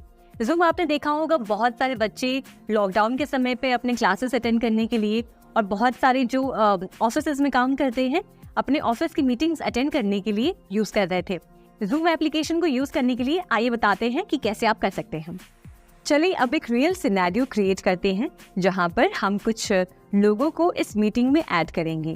तो ऐड करने के लिए हम सबसे पहले तो ये जो पार्टिसिपेंट्स वाला ऑप्शन है इसकी एरो बटन पे क्लिक करेंगे। क्लिक करते ही आप देखेंगे कि दो ऑप्शंस हैं, या तो आप जो इनवाइटी लिंक है उसको आप कॉपी कर सकते हैं या यहाँ से इनवाइट कर सकते हैं। तो यहाँ हम लिंक कॉपी कर लेते हैं। अब इस लिंक को जहाँ पे भी आप शेयर करना चाहते हैं, व्हाट्सएप पर या ईमेल पर, आप उनके साथ शेयर करें। अब जिसके साथ भी आप ये लिंक शेयर करेंगे उन्हें कहें कि अगर उनके फ़ोन में या उनके सिस्टम में Zoom एप्लीकेशन पहले से ही इंस्टॉल्ड है तो वो इस लिंक पे क्लिक करते ही डायरेक्टली मीटिंग को ज्वाइन कर सकते हैं। अगर उनके फ़ोन या सिस्टम में Zoom एप्लीकेशन नहीं है तो सबसे पहले वो इंस्टॉल करें। इंस्टॉल करने के बाद जब वो इस लिंक को क्लिक करेंगे तो वो डायरेक्टली मीटिंग को ज्वाइन कर पाएंगे। अब हम वेट करते हैं क्योंकि मैंने लिंक शेयर कर दिया है, और हम वेट करते हैं कि कब वो ज्वाइन करते हैं। अब आप देख सकते हैं कि जिनके साथ मैंने ये मीटिंग लिंक शेयर की थी उन्होंने मीटिंग ज्वाइन कर ली है। आप यहाँ पे देखेंगे कि एक तरफ आपको मेरी वीडियो नज़र आ रही होगी, यानी कि मैं होस्ट हूँ और आप मुझे देख पा रहे हैं। उसी के साथ साथ आपको जो बाकी दो बॉक्सेस नज़र आ रहे हैं और जिन पर नाम लिखा हुआ है, ये वो बाकी दो मेंबर्स हैं जिनको मैंने मीटिंग में ज्वाइन किया है। तो अभी इनका कैमरा ऑफ है, इस वजह से आप उनको नहीं देख पा रहे हैं। अगर उनका कैमरा ऑन होता तो आप भी मेरी तरह उन्हें देख पाते। तो इस तरीके से आप लोगों के साथ ऑनलाइन कनेक्ट करके Zoom पर मीटिंग्स ऑर्गेनाइज कर सकते हैं और उनके साथ इंटरैक्ट कर सकते हैं। आए अब कुछ फीचर्स को हम इस्तेमाल करके देखते हैं कि कैसे आप जब एक रियल मीटिंग सिनेरियो में होते हैं तो इन फीचर्स को यूज़ करते हैं। सबसे पहले तो जब आप मीटिंग के बीच में अगर आप अपने वीडियो को बंद करना चाहते हैं तो बंद करने के लिए आप इस वीडियो वाले ऑप्शन पर आएंगे और यहाँ से आप बस इस पर क्लिक करके अपने वीडियो को बंद कर सकते हैं। तो आप देखेंगे कि जैसे ही मैंने वीडियो को बंद किया तो यहाँ पर आपको मेरी इमेज, मेरी वीडियो नज़र नहीं आ रही है, और वापस इसे ऑन करने के लिए हम बस इस पर क्लिक करेंगे और यहाँ से आप मुझे वापस देख सकते हैं। तो ऐसे आप मीटिंग के बीच में जब भी अपना कैमरा बंद करना चाहते हैं या उसको ओपन करना चाहते हैं तो आप आसानी से कर सकते हैं। साथ ही साथ उसके बगल में आप देखेंगे एक ऑडियो का ऑप्शन है। अगर आप इस ऑप्शन पे क्लिक करते हैं तो क्लिक करने पे आप अपने ऑडियो को बंद कर सकते हैं, यानी कि खुद को म्यूट कर सकते हैं। और जब आप अनम्यूट करना चाहते हैं तो आप बस जाके इस पे क्लिक करें और क्लिक करने पे आप खुद को अनम्यूट कर सकते हैं। तो चलिए अब इस वीडियो और ऑडियो में जो और एडवांस सेटिंग्स और फीचर्स हैं उन्हें हम चेक करते हैं। तो सबसे पहले आप देखें जो ऑडियो का ऑप्शन है, तो यहाँ तो हमने देखा कि कैसे आप म्यूट या अनम्यूट कर सकते हैं। साथ ही साथ अगर आप इसके जो ये एरो बटन है इस पे आप जब क्लिक करते हैं तो यहाँ आप देखेंगे कि एक छोटी सी विंडो ओपन हो जाएगी। इस छोटे से विंडो में आप देखेंगे कि 2-3 सेक्शंस हैं। सबसे पहले वाले सेक्शन में ऑप्शन है माइक्रोफोन सिलेक्ट करने का, यानी कि मीटिंग को आप कौन से माइक्रोफोन के साथ अटेंड करना चाहते हैं वो आप सिलेक्ट करेंगे। तो यहाँ पर आप जिस भी माइक्रोफोन को यूज़ करना चाहते हैं वो आप सिलेक्ट करेंगे। उसके बाद जो दूसरा सेक्शन है वो है सिलेक्ट अ स्पीकर का, यानी कि आप कौन सी स्पीकर में मीटिंग को सुनना चाहते हैं, यानी कि आपके टीम मेंबर्स जो प्रेजेंट कर रहे हैं, जो बोल रहे हैं, उसके लिए आपके अगर 2-3 स्पीकर्स हैं जो आपने कनेक्ट कर रखे हैं या इंटरनली आप यूज़ कर रहे हैं, उन स्पीकर्स को आप यहाँ से सिलेक्ट कर सकते हैं। अब इसके बाद आप इसमें ऑप्शन देखेंगे अपने स्पीकर और माइक्रोफोन को टेस्ट करने का, यानी कि अगर आप इस ऑप्शन पे क्लिक करते हैं तो आपका स्पीकर कैसे परफॉर्म कर रहा है या आपका माइक्रोफोन कैसे परफॉर्म कर रहा है वो आप चेक कर सकते हैं। तो यहाँ क्लिक करने पे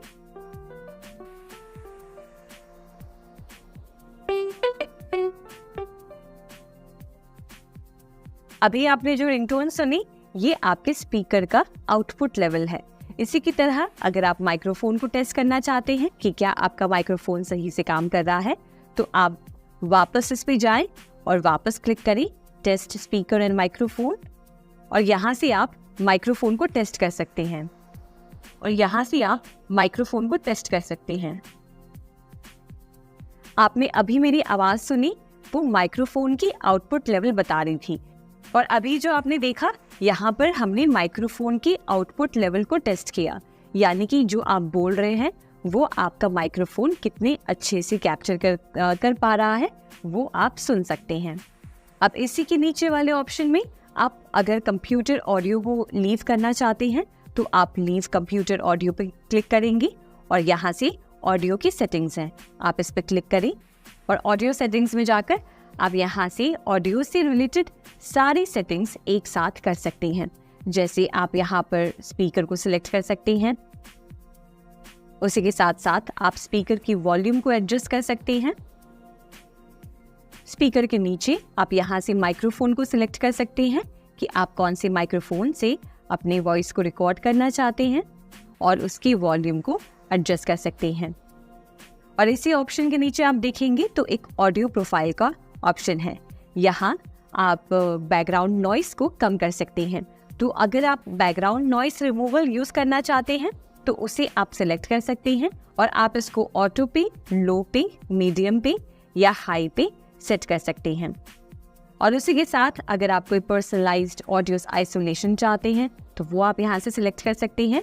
यहाँ पर ओरिजिनल साउंड फॉर म्यूजिशियंस वो आप सिलेक्ट कर सकते हैं, और यहाँ पर और सेटिंग्स हैं जैसे कि यहाँ से आप रिंगटोन की वॉल्यूम एडजस्ट कर सकते हैं और रिंगटोन में आप कौन सी वॉइस को सुनना चाहते हैं वो आप यहाँ से सिलेक्ट कर सकते हैं। साथ ही साथ अगर आप चाहते हैं कि ऑटोमेटिकली आप ऑडियो के साथ ज्वाइन हो जाएं जब आप आप किसी भी मीटिंग को ज्वाइन करते हैं जूम पर, तो आप इस ऑप्शन को सिलेक्ट कर सकते हैं। अगर आप चाहते हैं कि माइक्रोफोन म्यूट रहे जब आप ज्वाइन करते हैं तो आप इस ऑप्शन को सिलेक्ट करें, और जैसे थोड़ा आप नीचे स्क्रॉल करेंगे तो आप देखेंगे कि ये रिंगटोन्स का सेक्शन है।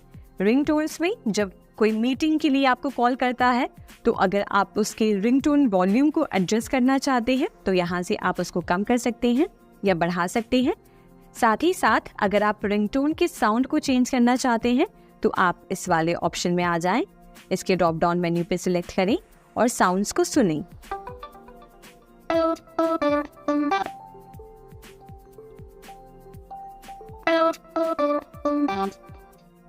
और इनमें से जो भी साउंड आप प्रेफर करते हैं उसे सिलेक्ट करें। अब नीचे की तरफ आप देखेंगे तो और भी कोई सेटिंग्स हैं, जैसे कि सबसे पहले है कि अगर आप किसी मीटिंग को ज्वाइन करते समय ऑटोमेटिकली अपने ऑडियो के साथ ज्वाइन करना चाहते हैं तो आप इस चेक बॉक्स पर क्लिक करें, और इसी के साथ अगर आप ज्वाइन करते समय अपने माइक्रोफोन को म्यूट पे रखना चाहते हैं तो आप इस चेक बॉक्स पे क्लिक करेंगे। और अगर आप स्पेस बटन को यूज़ करते हुए, यानी कि अगर आप स्पेस बटन को टेम्पररी खुद को म्यूट करने के लिए यूज़ करना चाहते हैं तो आप इस चेक बॉक्स को क्लिक करेंगे। और साथ ही साथ अगर आप अपने हेडसेट में जो बटन्स हैं उनको सिंक करना चाहते हैं तो आप इस लास्ट वाले चेक बॉक्स पे क्लिक करेंगे। तो ये हमने देख लिया कि ऑडियो सेटिंग्स में क्या क्या ऑप्शंस हैं। अब आगे बढ़ते हैं और देखते हैं वीडियो सेक्शन को। तो वीडियो पे आप क्लिक करते ही देखेंगे कि सेम जो हमने माइक्रोफोन में देखा वैसे ही आपको एक कैमरा सिलेक्ट करने का ऑप्शन मिलता है, जहां पर आप जिस भी कैमरा से मीटिंग को ज्वाइन करना चाहते हैं वो आप सिलेक्ट करेंगे। आप देखेंगे कि यहाँ पे 2 कैमरास हैं, एक तो हमारे कंप्यूटर सिस्टम का जो वेब कैम है वो, और दूसरा है OBS वर्चुअल कैमरा। तो ये एक सॉफ्टवेयर है जिसका कैमरा यहाँ पे शो कर रहा है। तो आप यहाँ पर अपने कैमरा को सिलेक्ट कर सकते हैं।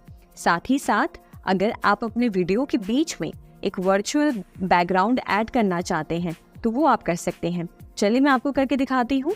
जैसे अगर आप इस ऑप्शन पे क्लिक करते हैं, यहाँ पे आप देखेंगे कि काफ़ी सारे बैकग्राउंड के ऑप्शंस हैं। मैं जिस भी बैकग्राउंड पे यहाँ पर क्लिक करूँगी तो आप देखेंगे कि मेरी बैकग्राउंड भी वैसे ही चेंज हो गई है। तो आप इनमें से कोई भी बैकग्राउंड आप ऐड कर सकते हैं। यहाँ आप देखेंगे कि मैं जिस भी बैकग्राउंड में स्विच कर रही हूँ वैसे वैसे मेरी बैकग्राउंड भी चेंज हो रही है। तो आप जिस भी बैकग्राउंड को पसंद करते हैं उस बैकग्राउंड को एक्सप्लोर करें और फिर आप अपने बैकग्राउंड में उस इमेज को यूज़ कर सकते हैं। तो इसमें आप देखेंगे एक तो है वर्चुअल बैकग्राउंड्स का ऑप्शन, जहाँ पे आपको वर्चुअल बैकग्राउंड्स मिलते हैं। अगर आप बस एक फ़िल्टर लगाना चाहते हैं तो आप फ़िल्टर लगा सकते हैं। वीडियो फ़िल्टर्स में आकर आप जो भी फ़िल्टर इस्तेमाल करना चाहते हैं, मान लें हम इस वाले फ़िल्टर को क्लिक करते हैं तो आप देख सकते हैं कि यहाँ पर एक फ़िल्टर लग गई है। वैसे ही आप जिस भी फ़िल्टर को पसंद करते हैं उस फ़िल्टर को आप ऐड कर सकते हैं। जैसे आप देख सकते हैं कि बैकग्राउंड में पीछे की तरफ आपका जो है इमेज ऐड होता है, पर फ़िल्टर में आपकी जो वीडियो है उसके ऊपर एक फ़िल्टर अप्लाई होता है। जैसे माने कि अगर हम इनमें से कोई और फ़िल्टर ट्राई करते हैं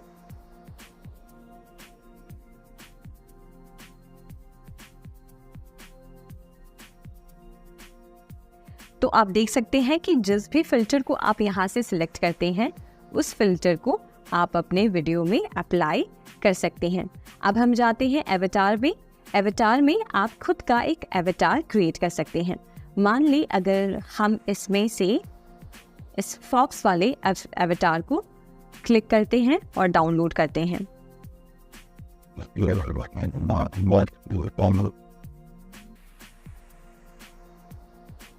और अब आप देखेंगे कि आपकी जो वीडियो है वो आपका जो फेस है वो अब एक एवेटार में चेंज हो गया होगा, और यहाँ से आप जो भी बोलते हैं, एक्शंस परफॉर्म करते हैं वो इस एवेटार के रूप में नज़र आती है।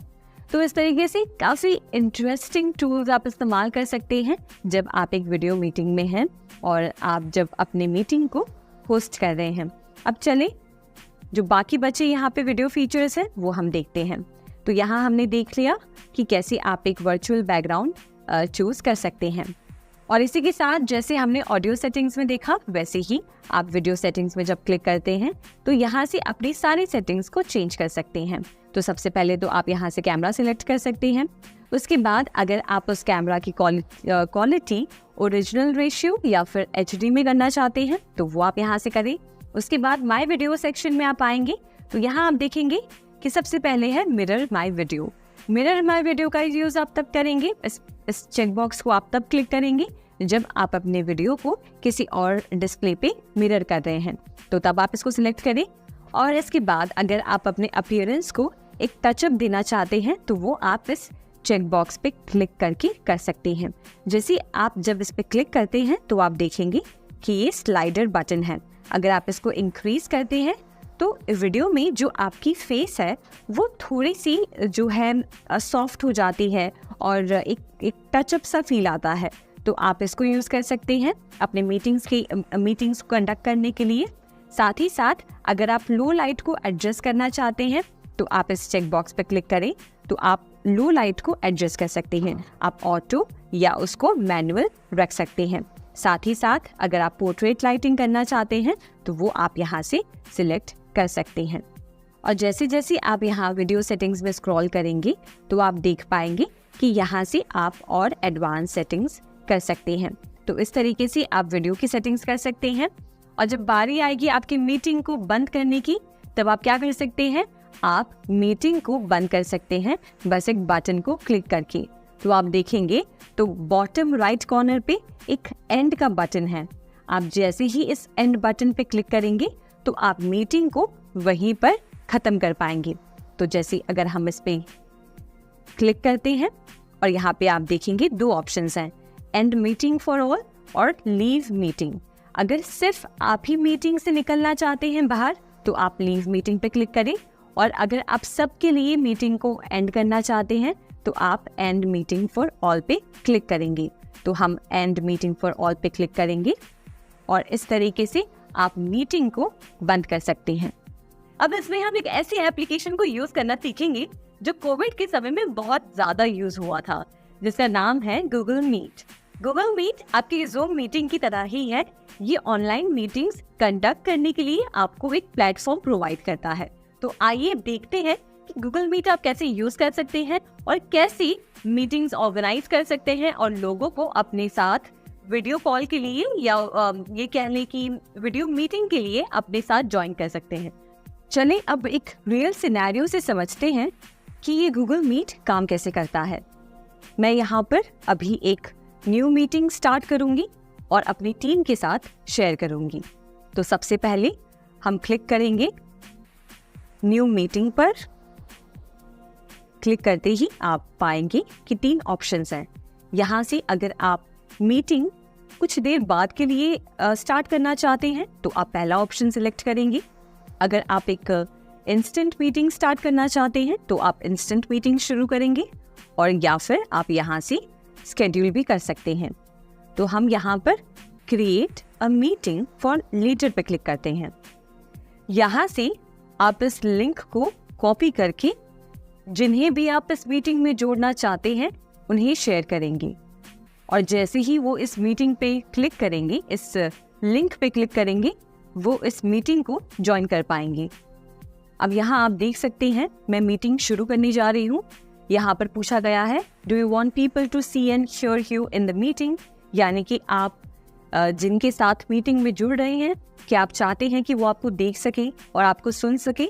तो हाँ, हम ये चाहते हैं, तो हम अलाउ पे क्लिक करेंगे। अगर आप अपने माइक्रोफोन और कैमरा को एक्सेस नहीं देना चाहते हैं तो आप नीचे दिए गए ऑप्शन को क्लिक कर सकते हैं। तो हम क्लिक करेंगे अलाउ माइक्रोफोन एंड कैमरा, और उसके बाद इस छोटी सी विंडो में आप देख सकते हैं कि क्या आप इस परमिशन को अभी के लिए अलाउ करना चाहते हैं, या फिर आप जब भी इस प्लेटफॉर्म को विजिट करेंगे तब के लिए आप हमेशा अलाउ करना चाहते हैं, या फिर आप नेवर अलाउ करना चाहते हैं। तो हम क्लिक करेंगे अलाउ दिस टाइम। तो यहाँ पर आप देख सकते हैं कि कुछ इस तरीके से मेरे पार्टिसिपेंट्स को मेरी स्क्रीन शो करेगी। तो अभी आप देख पा रहे हैं कि मेरी स्क्रीन शो कर रही है। अगर आप चाहें तो अपने कैमरा को यहाँ से ऑफ कर सकते हैं और अपने माइक को बंद कर सकते हैं, और आप जब चाहें तब इसे वापस टर्न ऑन कर सकते हैं। और उसके बाद आपको क्लिक करना है जॉइन नाउ। तो जैसे आप देख सकते हैं कि हमारी मीटिंग शुरू हो गई है।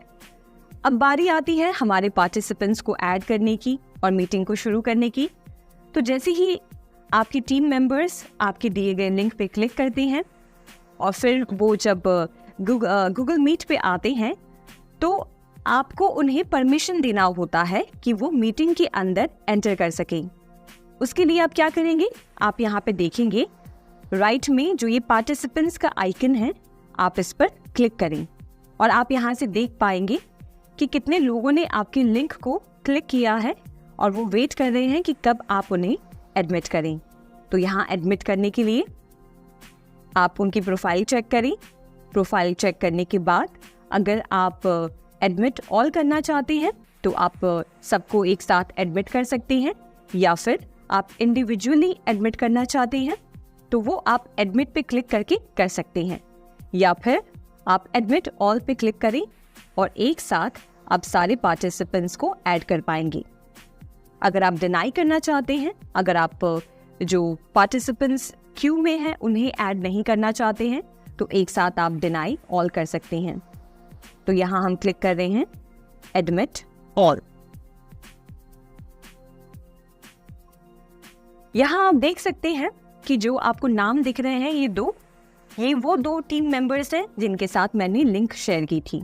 उन्होंने वो लिंक पे क्लिक करके यहाँ पर मीटिंग ज्वाइन कर ली है। अब मैं यहाँ से मीटिंग को शुरू कर सकती हूँ। यहाँ अगर आप देखें तो एक तरफ आपको दिख रहा होगा कि मुझे मेरी स्क्रीन कैसे दिखाई दे रही है, यानी कि एक तरफ मैं दिख रही हूँ और बाकी जो टीम मेंबर्स हैं उनकी प्रोफाइल या उनकी जो वीडियो या जो उनकी इमेज है वो मुझे नज़र आएगी। और वही स्क्रीन पर दूसरी तरफ आप देख सकते हैं कि जो टीम मेंबर है जिन्होंने मेरी मीटिंग को ज्वाइन किया है उनकी स्क्रीन पर मैं कैसे दिखाई दे रही हूँ।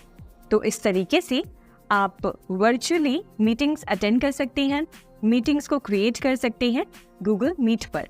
अब चलें कुछ फीचर्स को इस्तेमाल करके हम देखते हैं कि कैसे ये जो है रियल सिनेरियो में काम करते हैं। तो सबसे पहले आप देखेंगे एक माइक का बटन है। अगर आप इस माइक बटन को क्लिक करते हैं तो यहाँ से आप खुद को म्यूट कर सकते हैं और जिससे आपके टीम मेंबर्स आपके एनवायरनमेंट में जो भी आवाज़ आ रही है या जो भी आप बोल रहे हैं वो सुन नहीं पाएंगी। अब यहाँ पर अगर आप इस एरो बटन पे क्लिक करते हैं तो यहाँ से आप सिलेक्ट कर सकते हैं कि कौन सा माइक्रोफोन आप यूज़ करना चाहते हैं अपने ऑडियो को कैप्चर करने के लिए।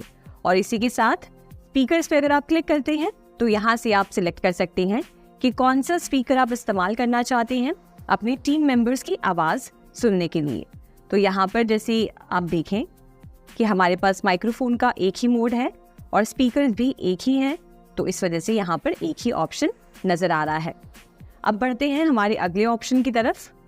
यहाँ पर माइक को मैं वापस टर्न ऑन कर देती हूँ। अब बढ़ते हैं दूसरे फीचर की तरफ और अगर आप इस कैमरा की आइकन पे क्लिक करते हैं तो यहाँ से आप अपने कैमरा को बंद कर सकते हैं और जब चाहें तब आप इस पे वापस क्लिक करके अपने कैमरा को टर्न ऑन कर सकते हैं। और यहाँ पर इस एरो बटन पे क्लिक करके आप यहाँ से अपने कैमरा को सिलेक्ट कर सकते हैं जिस भी कैमरा से आप अपनी वीडियो कैप्चर करना चाहते हैं।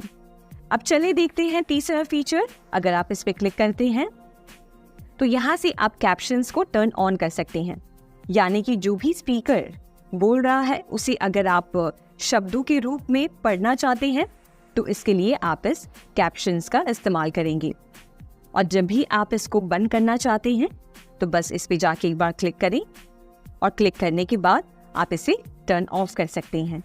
यहाँ मैं आपको बता दूं कि आप अपना प्रेफर्ड लैंग्वेज सिलेक्ट कर सकते हैं। जैसे अगर आप इंग्लिश में बात कर रहे हैं तो यहाँ से आप इंग्लिश सिलेक्ट कर सकते हैं, या फिर अगर आप किसी और लैंग्वेज को सिलेक्ट करना चाहते हैं तो उसके लिए आप इस सेटिंग्स पे आ जाएं और यहाँ से जो भी आपकी मीटिंग की लैंग्वेज है यहाँ से आप सिलेक्ट करें और फिर इसके बाद आप कैप्शंस का सही तरीके से यूज़ कर सकते हैं। अब अगले फीचर में अगर आप देखेंगे तो सेंड अ रिएक्शन का ऑप्शन है। यहाँ से मीटिंग के बीच में अगर आप किसी चीज़ पे रिएक्ट करना चाहते हैं, कोई इमोजी या फिर कोई रिएक्शन शेयर करना चाहते हैं तो वो आप कर सकते हैं।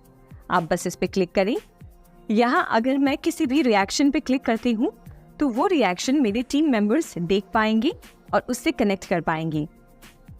जैसे आप देख सकते हैं कि मेरे टीम मेंबर्स यहाँ पे रिएक्शंस शेयर कर रहे हैं, तो वैसे मैं स्क्रीन पे देख पा रही हूँ कि वो किस तरीके से रिएक्ट कर रहे हैं।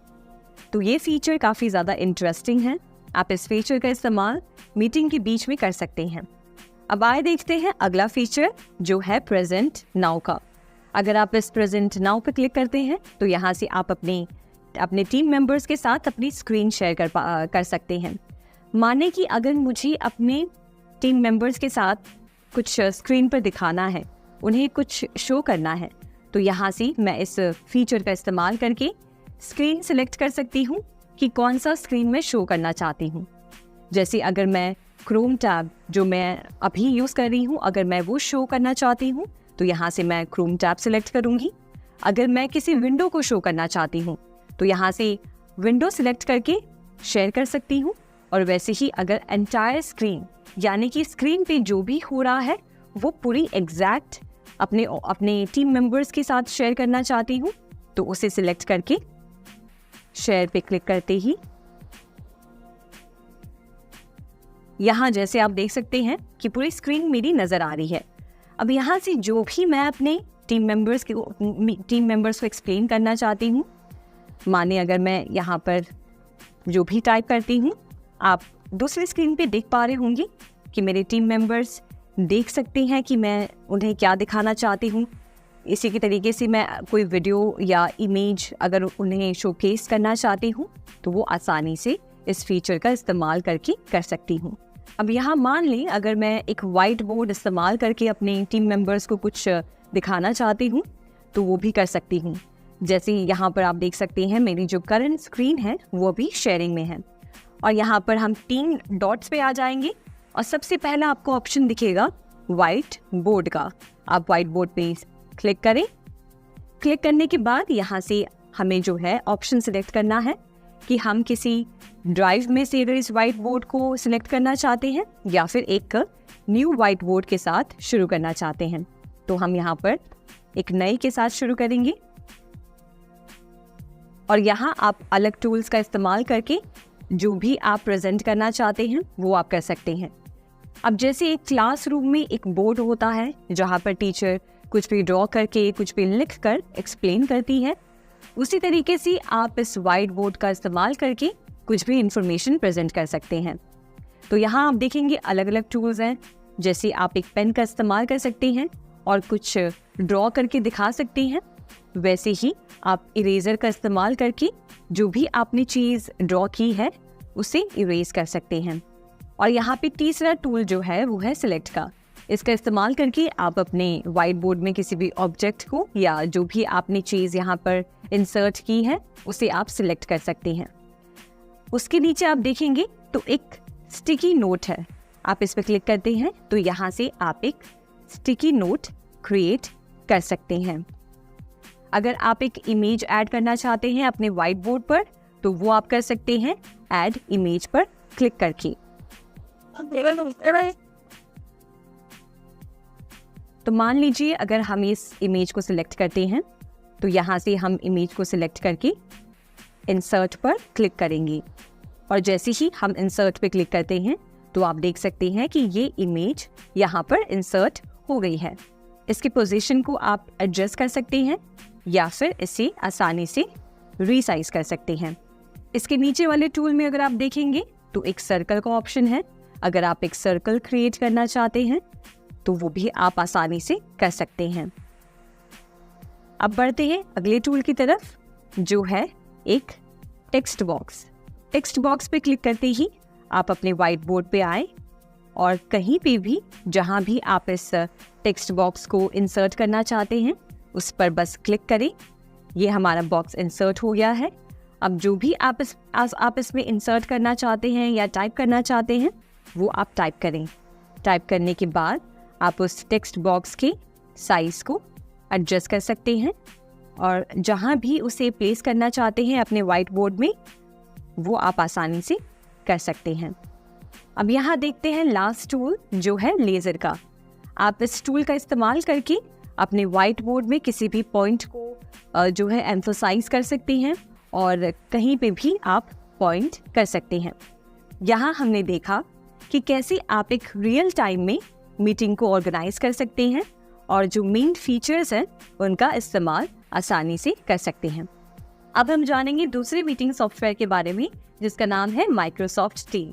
ये माइक्रोसॉफ्ट टीम्स भी आपके गूगल मीट की तरह होता है, यानी कि इस पर भी आप मीटिंग्स कंडक्ट कर सकते हैं, पार्टिसिपेंट्स को ऐड कर सकते हैं और इंफॉर्मेशन शेयर कर सकते हैं। अब चले देखते हैं कि कैसे आप माइक्रोसॉफ्ट टीम्स के अंदर टीम क्रिएट कर सकते हैं।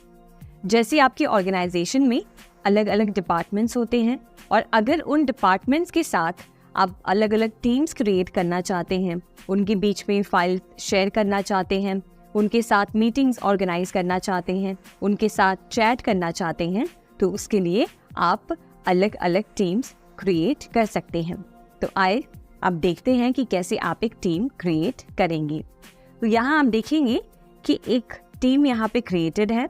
हम यहाँ पे सीख रहे हैं कि कैसे हम एक टीम डेवलप करेंगे। तो उसके लिए सबसे पहले आपको इस प्लस आइकन पे क्लिक करना है जहाँ पर लिखा है create and join teams and channels. आप इस पे क्लिक करें।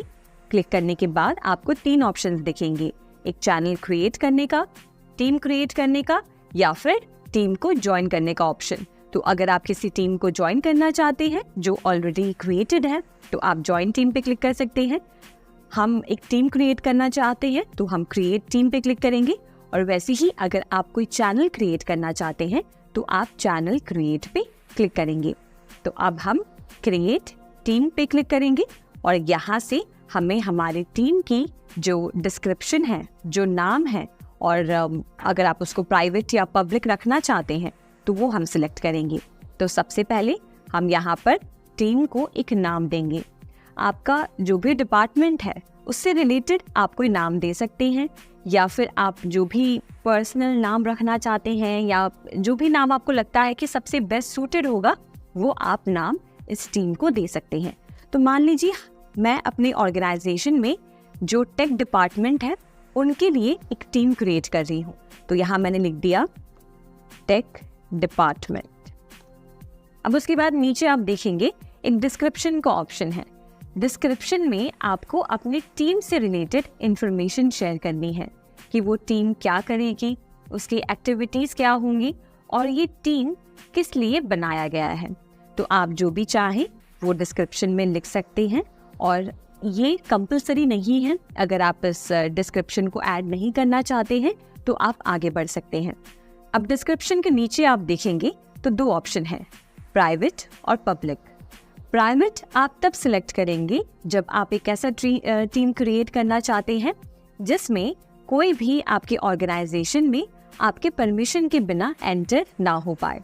और अगर आप उसको पब्लिक सिलेक्ट करते हैं तो इसका मतलब ये है कि ऑर्गेनाइजेशन में आपने सबके लिए ओपन रखा है, जो भी इस टीम को ज्वाइन करना चाहता है वो कर सकता है।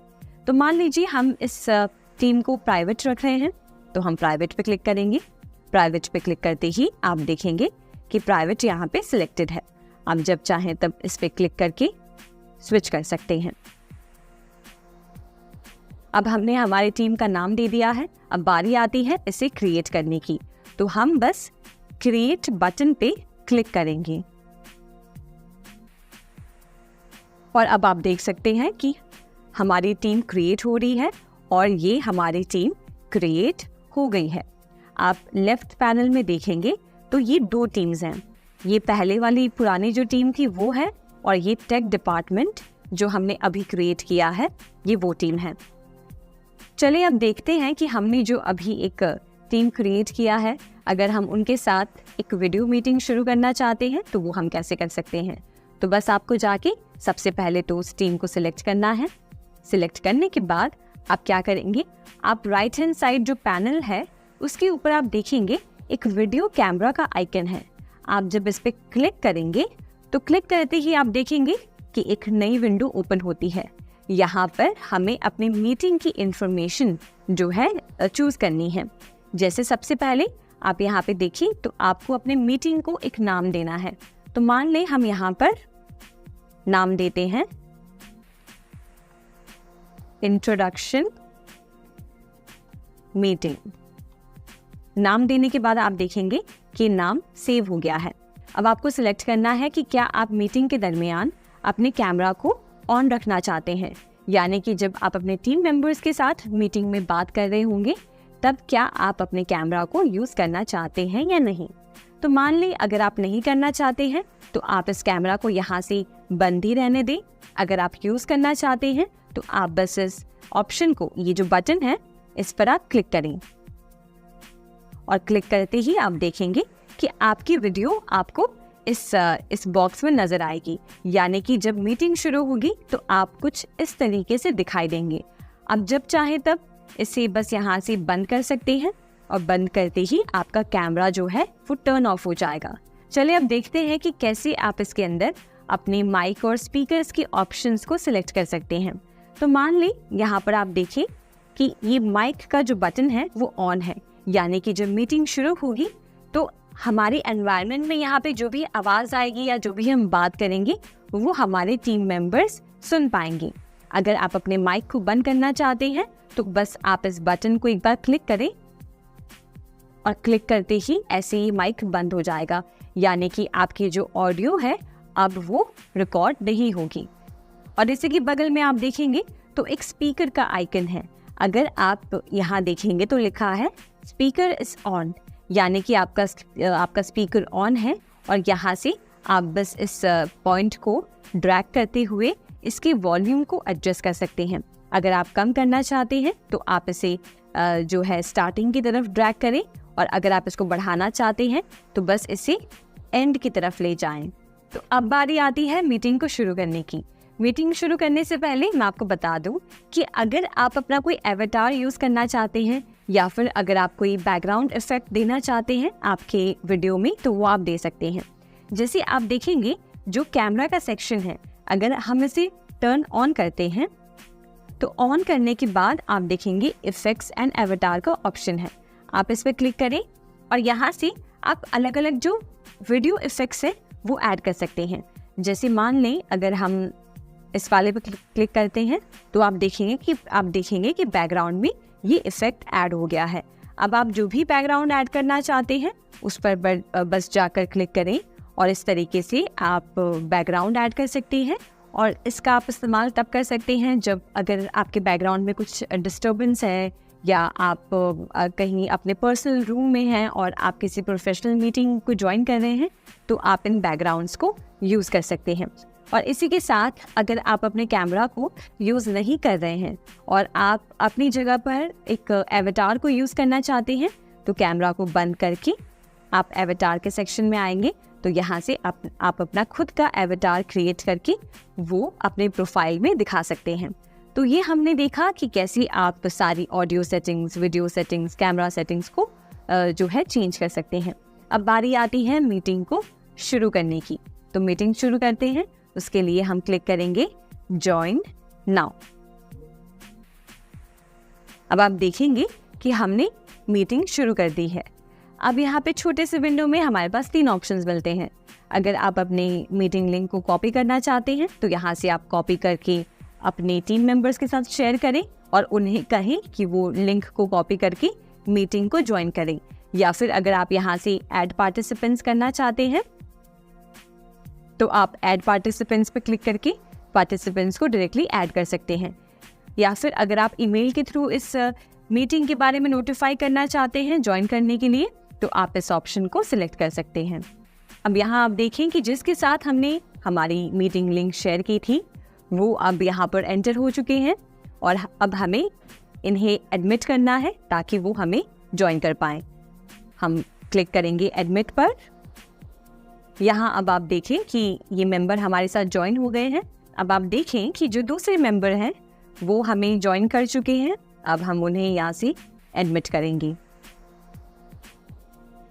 एडमिट करते ही आप देखें कि टोटल 3 लोग मीटिंग में हमारे साथ हैं। सबसे पहले तो हम जो ऑर्गेनाइजर हैं मीटिंग के, और ये 2 मेंबर्स हैं जिन्हें हम मीटिंग के अंदर ज्वाइन करना चाहते थे। अब चलिए सारे टूल्स को एक्सप्लोर करते हैं और एक एक करके इन टूल्स को यूज़ करते हैं। सबसे पहले तो आप देखेंगे एक चैट का फीचर है। अगर आप इस पर क्लिक करते हैं तो आप अपने टीम मेंबर्स के साथ चैट कर सकते हैं। जैसे अगर समझें हम यहाँ पर कुछ टाइप करें, हेलो एवरीवन,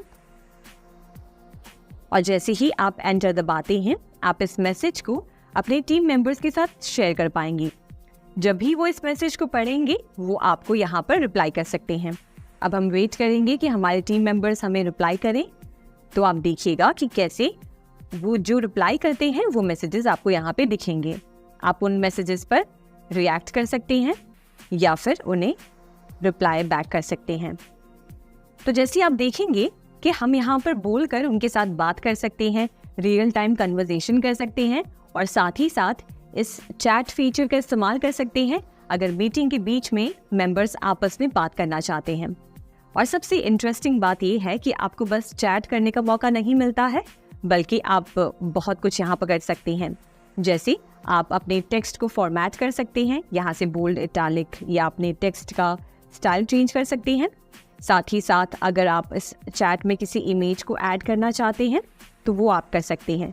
जैसे अगर आप डिवाइस में से कोई इमेज को ऐड करना चाहते हैं या फिर अगर आप क्लाउड फाइल्स में से किसी इमेज को यहाँ पर इंसर्ट करना चाहते हैं। इसके साथ साथ अगर आप कुछ यहाँ पर अटैच करना चाहते हैं अपने डिवाइस में से या क्लाउड फाइल्स में से, वो आप करें। और यहाँ पर इमोजी का एक सेक्शन है, जैसे आपके मोबाइल फ़ोन में होता है, आप व्हाट्सएप या जो मैसेजिंग ऐप्स हैं उसमें आप इमोजीज़ का इस्तेमाल करते हैं, वैसे ही आप इन इमोजीज़ का इस्तेमाल कर सकते हैं। साथ ही साथ आप यहाँ से GIF भेज सकते हैं, आप एक डिज़ाइन क्रिएट कर सकते हैं। इस डिज़ाइनर ऑप्शन पे जाकर आप यहाँ से एक टास्क क्रिएट कर सकते हैं, और आप अगर एक पोल क्रिएट करना चाहते हैं तो आप पोल वाले ऑप्शन पे जाकर यहाँ से अपना क्वेश्चन टाइप कर सकते हैं, एक डिस्क्रिप्शन एंटर कर सकते हैं, और ऑप्शन 1, ऑप्शन 2 या मल्टीपल ऑप्शंस जो है ऐड कर सकते हैं। तो ये चैट में आपको काफ़ी सारे ऐसे कूल फीचर्स मिलते हैं जिसका इस्तेमाल करके आप अपने इंटरनली टीम मेंबर्स के साथ कम्युनिकेट कर सकते हैं जब मीटिंग चल रही होती है। अब चले अगले फीचर की तरफ, और जो अगला यहाँ पे टूल है वो है पीपल का। पीपल पे क्लिक करते ही आप यहाँ पे मीटिंग के अंदर जो भी लोग जुड़े हैं उनका नाम और साथ ही साथ वो क्या रोल प्ले कर रहे हैं। जैसे आप एक ऑर्गेनाइजर का रोल प्ले कर रहे हैं तो नीचे लिखा हुआ है ऑर्गेनाइजर, और बाकी सब हमारे गेस्ट हैं तो यहाँ पे मीटिंग गेस्ट की तरह जो उनका प्रोफाइल है वो डिस्प्ले हो रहा है। अब आप देखें कि जिस भी प्रोफाइल पे आप क्लिक करते हैं तो यहाँ पे 3 डॉट्स आपको मिलते हैं। आप इस पे क्लिक करेंगे तो यहाँ से आप उनको पिन कर सकते हैं, आप उनको स्पॉटलाइट में डाल सकते हैं अगर आप उनको सबके बीच में एक स्पॉटलाइट में डालना चाहते हैं, और आप अगर उनको मीटिंग से निकालना चाहते हैं तो आप रिमूव फ्रॉम मीटिंग पे क्लिक करके उन्हें मीटिंग से निकाल सकते हैं। और आपको यहाँ पर शेयर इनवाइटी का ऑप्शन भी मिलता है अगर आप यहाँ पे एडिशनल पार्टिसिपेंट्स को ऐड करना चाहते हैं। तो ये था हमारा पीपल वाला सेक्शन जहाँ पर आप सारी जानकारी ले सकते हैं। तीसरे सेक्शन पे, तीसरे टूल पे आते हैं जो है रेज योर हैंड। ये टूल का इस्तेमाल आप तब कर सकते हैं जब मीटिंग के बीच में अगर किसी 2 लोगों के बीच में कन्वर्सेशन चल रही है और अगर आप परमिशन चाहते हैं कि क्या आप भी उस कन्वर्सेशन में पार्टिसिपेट कर सकते हैं, तब आप इस पर क्लिक करके रेज योर हैंड दिखा सकते हैं, जिससे कि जो मीटिंग होस्ट है या जो ऑर्गेनाइजर है उन्हें पता चलता है कि आप भी कुछ बोलना चाहते हैं, आप भी उसमें कुछ ऐड करना चाहते हैं, तो वो आपको फिर परमिशन अलाउ कर सकते हैं। अब बढ़ते हैं अगले टूल की तरफ जो है रिएक्ट का। तो यहाँ से आप कोई भी चीज़ पर रिएक्ट कर सकते हैं, यहाँ से आप लाइक कर सकते हैं, यहाँ से आप जो है अपलॉज या लाफ या सरप्राइज्ड वाला जो रिएक्शन भेज सकते हैं। इसी के साथ साथ व्यू सेक्शन में जाकर आप अगर गैलरी में सारे पार्टिसिपेंट्स को एक साथ देखना चाहते हैं तो वो आप कर सकते हैं। अगर आप स्पीकर पे जाते हैं तो आप स्पीकर मोड में स्विच कर जाते हैं, और उसी के साथ साथ अगर आप एक टुगेदर मोड पे जाना चाहते हैं, टुगेदर मोड पे क्लिक करते ही आप टुगेदर मोड में यहाँ पर स्विच करते हैं। और यहाँ पर आप देखेंगे मोर ऑप्शंस में आपको जो है शो गैलरी एट टॉप, अगर आप गैलरी को ऊपर दिखाना चाहते हैं वो आप कर सकते हैं। आप इनकमिंग वीडियो को टर्न ऑफ कर सकते हैं या फिर आप एक फुल स्क्रीन पे स्विच कर सकते हैं। अब बढ़ते हैं हमारे अगले टूल्स की तरफ जो आपको मिलेंगे मोर सेक्शन में। मोर सेक्शन में आप मीटिंग इन्फॉर्मेशन चेक कर सकते हैं। यहाँ से देखिए हम ऑर्गेनाइजर हैं तो हमारा नाम यहाँ शो कर रहा है। आप यहाँ से जो ज्वाइनिंग इन्फो है वो कॉपी कर सकते हैं और किसी के साथ भी शेयर कर सकते हैं। और अगर आप बैकग्राउंड को चेंज करना चाहते हैं तो आप बैकग्राउंड इफेक्ट्स में जाकर यहाँ से जो भी बैकग्राउंड को आप अप्लाई करना चाहते हैं उससे आप क्लिक करें, और अगर आप चाहें तो उसका प्रीव्यू चेक कर सकते हैं और या फिर उसे डायरेक्टली अप्लाई कर सकते हैं। और अगला टूल है लैंग्वेज एंड स्पीच का। अगर आप इस लैंग्वेज एंड स्पीच में टर्न ऑन लाइव कैप्शंस करते हैं तो यहाँ से आप कैप्शंस ऑन कर सकते हैं, यानी कि आप जो भी बोल रहे हैं वो कैप्शंस के रूप में आपके टीम मेंबर्स देख पाएंगे, या आपकी मीटिंग में जो बाकी लोग बात कर रहे हैं उनको आप कैप्शंस के रूप में पढ़ सकते हैं। और उसी के साथ साथ अगर आप कोई एडवांस सेटिंग्स करना चाहते हैं तो आप सेटिंग्स पे क्लिक करके डिवाइस सेटिंग्स में आकर यहाँ से अपने ऑडियो डिवाइसेस, स्पीकर, माइक्रोफोन और जो कैमरा ऑप्शंस हैं वो आप सिलेक्ट कर सकते हैं। अब चलिए देखते हैं कि कैसे आप अपना कैमरा बंद कर सकते हैं। तो जैसे अगर मीटिंग में आप जो है कैमरा यूज़ नहीं करना चाहते हैं तो आप आसानी से कैमरा बटन को यहाँ से क्लिक करते हुए इसे टर्न ऑफ कर सकते हैं। और जैसे ही आप कैमरा को टर्न ऑफ करते हैं तो आपकी मीटिंग के अंदर बस आपकी ऑडियो लोगों को सुनाई देगी, पर वो आपको नहीं देख पाएंगी। और ऐसे ही अगर आप माइक को टर्न ऑफ करना चाहते हैं तो आप माइक बटन पे क्लिक करें और इस तरीके से आप खुद को अनम्यूट कर सकते हैं। और जब चाहें तब आप इस पर वापस जाकर क्लिक करें और आप कैमरा को वापस एनेबल कर सकते हैं और माइक को भी वापस एनेबल कर सकते हैं। यहाँ अगले टूल में आप देखेंगे जो शेयर का ऑप्शन है। यहाँ से अगर आप कंटेंट के साथ अगर आप साउंड को इंक्लूड करना चाहते हैं तो आप इसे टर्न ऑन कर दें, और जब आप इसे बंद करना चाहते हैं आप यहाँ से टॉगल ऑफ कर सकते हैं। यहाँ आप देखेंगे प्रेजेंटर मोड में 4 ऑप्शंस हैं। तो सबसे पहला है कंटेंट ओनली, यानी कि आप बस कंटेंट को अपने मेंबर्स के साथ दिखाना चाहते हैं, उनके साथ उनको आप शो करना चाहते हैं तो आप कंटेंट ओनली सिलेक्ट करेंगे। वैसे ही अगर आप स्टैंड आउट मोड में करना चाहते हैं तो आप स्टैंड आउट सिलेक्ट करें। वैसे ही अगर आप साइड बाय साइड आप खुद को भी दिखाना चाहते हैं और कंटेंट को भी दिखाना चाहते हैं तो आप साइड बाय साइड सिलेक्ट करें। या फिर अगर आप रिपोर्टर मोड चाहते हैं तो वो आप यहाँ से क्लिक करेंगे। और उसके बाद आप देखिए ये स्क्रीन का ऑप्शन है, तो यहाँ से आप चाहें तो जो आपकी करंट स्क्रीन है या कोई और विंडो आप सिलेक्ट करना चाहते हैं तो वो आप यहाँ से क्लिक करके शेयर कर सकते हैं। मान लें हम इस वाली स्क्रीन को शेयर करना चाहते हैं। अब आप देख रहे होंगे कि जैसे ही मैंने अपना स्क्रीन शेयर किया, मेरे साथ जो टीम मेंबर्स जुड़े हैं वो मेरी स्क्रीन को देख पा रहे हैं। और अब आप जिस भी विंडो को या जहाँ पे भी आप जो भी आप शोकेस करना चाहते हैं वो आप कर सकते हैं। आप स्टॉप शेयरिंग पे क्लिक करेंगे तो यहाँ से आपकी जो स्क्रीन शेयर हो रही थी वो बंद हो गई है। और स्क्रीन पर आप देखेंगे एक चेंज सीन का ऑप्शन है। यहाँ पर क्लिक करके आप अपनी मीटिंग का सीन चेंज कर सकते हैं। तो आप देख सकते हैं कि जो बैकग्राउंड में सीन है वो चेंज हो गई है। इसी तरीके से आप अपने मीटिंग के बीच में जब भी आपको लगता है कि आप सीन को चेंज करना चाहते हैं, आप बस इसमें से जो है सीन को सिलेक्ट करें और अप्लाई बटन पे क्लिक करें।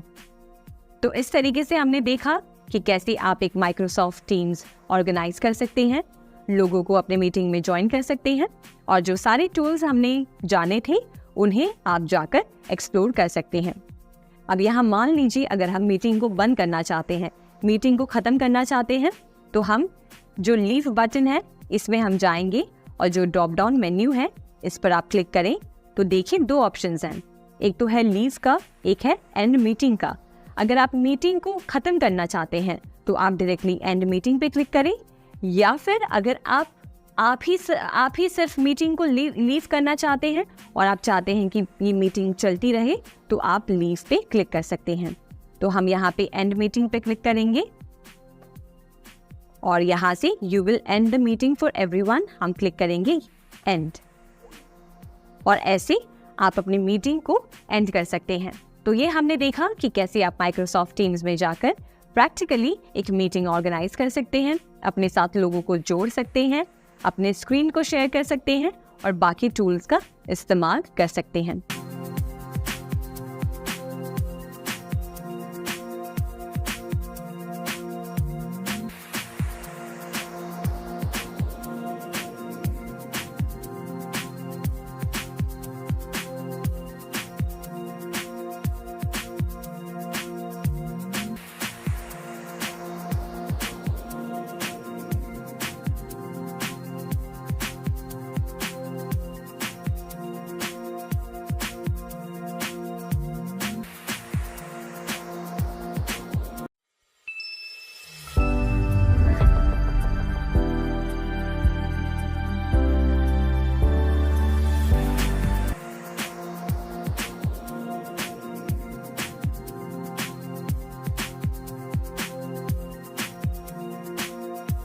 इमेज ऑप्टिमाइजेशन का मतलब है इमेज को ऐसे बनाना जो इंटरनेट पे जल्दी से लोड हो और कम स्पेस यूज करें।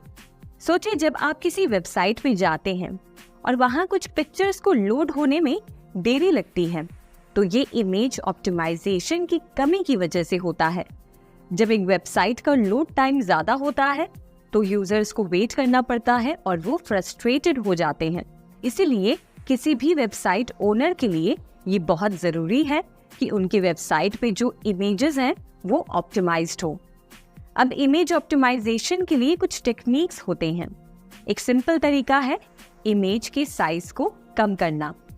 जितनी इमेज की साइज छोटी होगी उतनी ही जल्दी वेबसाइट लोड होगी। तो अगर एक इमेज का साइज ज़्यादा है तो हम उसे कंप्रेस करके छोटा कर सकते हैं। कंप्रेस करके क्वालिटी थोड़ी कम हो जाती है, लेकिन इससे वेबसाइट लोडिंग टाइम इंप्रूव होती है। दूसरा तरीका है इमेज का फॉर्मेट चूज करना। JPEG और PNG दो कॉमन फॉर्मेट्स हैं। अगर आपकी इमेज में ज़्यादा कलर्स हैं या ग्रेडियंट्स हैं तो PNG फॉर्मेट बेटर होता है क्योंकि वो बेटर क्वालिटी देता है। लेकिन अगर एक सिंपल फोटो है तो JPEG यूज़ करना बेटर होता है। इसमें फाइल साइज कम होती है और लोडिंग स्पीड इंप्रूव होती है। इन सब टेक्निक्स का इस्तेमाल करके हम अपनी वेबसाइट की इमेजेस को ऑप्टिमाइज कर सकते हैं और यूजर्स को बेटर एक्सपीरियंस प्रोवाइड कर सकते हैं। जब इमेजेस जल्दी लोड होती हैं तो वेबसाइट का ओवरऑल परफॉर्मेंस इंप्रूव होता है और यूजर्स भी खुश रहते हैं। आपको बता दूं कि इमेज ऑप्टिमाइजेशन पहले काफ़ी मुश्किल था, लेकिन अब कुछ प्लगइन्स और टूल्स आने के बाद ये काम काफ़ी ज़्यादा आसान हो गया है।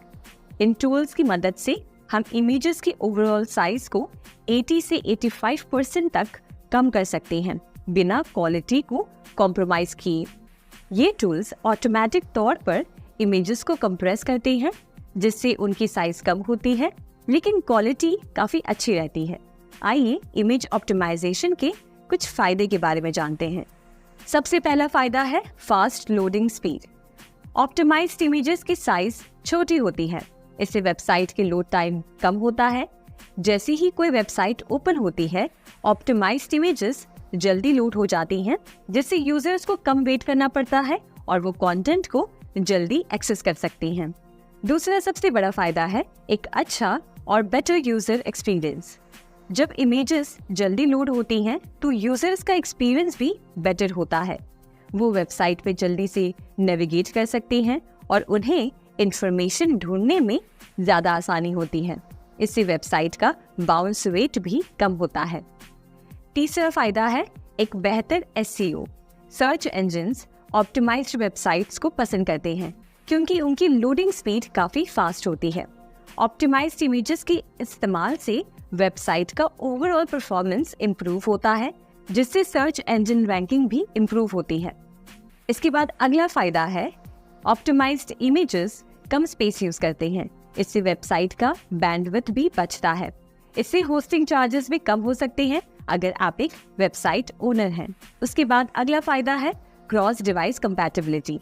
ऑप्टिमाइज्ड इमेजेस मल्टीपल डिवाइसेस पर अच्छी तरह से लोड होते हैं, चाहे वो डेस्कटॉप हो, मोबाइल फोन हो या टैबलेट।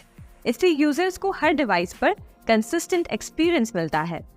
अगला फायदा है इमेज ऑप्टिमाइजेशन से साइट बैकअप में काफ़ी मदद मिलती है। साइट बैकअप का मतलब है कि आप अपनी वेबसाइट का एक कॉपी रख सकते हैं, जिससे आप उसे जब चाहें तब रिस्टोर कर सकते हैं अगर कोई प्रॉब्लम हो जाए। बैकअप लेना इम्पॉर्टेंट है क्योंकि कभी कभी वेबसाइट क्रैश हो जाती है या कोई डेटा लॉस हो जाता है, और अगर आपका बैकअप है तो आप अपनी वेबसाइट को जल्दी से फिर से चला सकते हैं। पहले बैकअप लेना एक सिंपल प्रोसेस नहीं था, लेकिन अब कुछ प्लेटफॉर्म्स और hosting providers automatic backup provide करते हैं। ये रेगुलर इंटरवल्स पर बैकअप लेते हैं, जिससे आपका डेटा सेफ रहता है। आखिरी और सबसे इम्पोर्टेंट फायदा है कि इससे सेल्स कन्वर्जन में मदद मिलती है। सेल्स कन्वर्जन का मतलब है कि आपकी वेबसाइट पे जो विजिटर्स आते हैं उनमें से कितने एक्चुअल कस्टमर्स बनते हैं। ये एक इम्पॉर्टेंट मेट्रिक है अगर आप एक ऑनलाइन बिजनेस चला रहे हैं। पहले सेल्स कन्वर्जन्स को ट्रैक करना काफ़ी ज़्यादा मुश्किल था, लेकिन अब एनालिटिक टूल्स जैसे गूगल एनालिटिक्स की मदद से आप आसानी से अपने मैट्रिक्स को ट्रैक कर सकते हैं।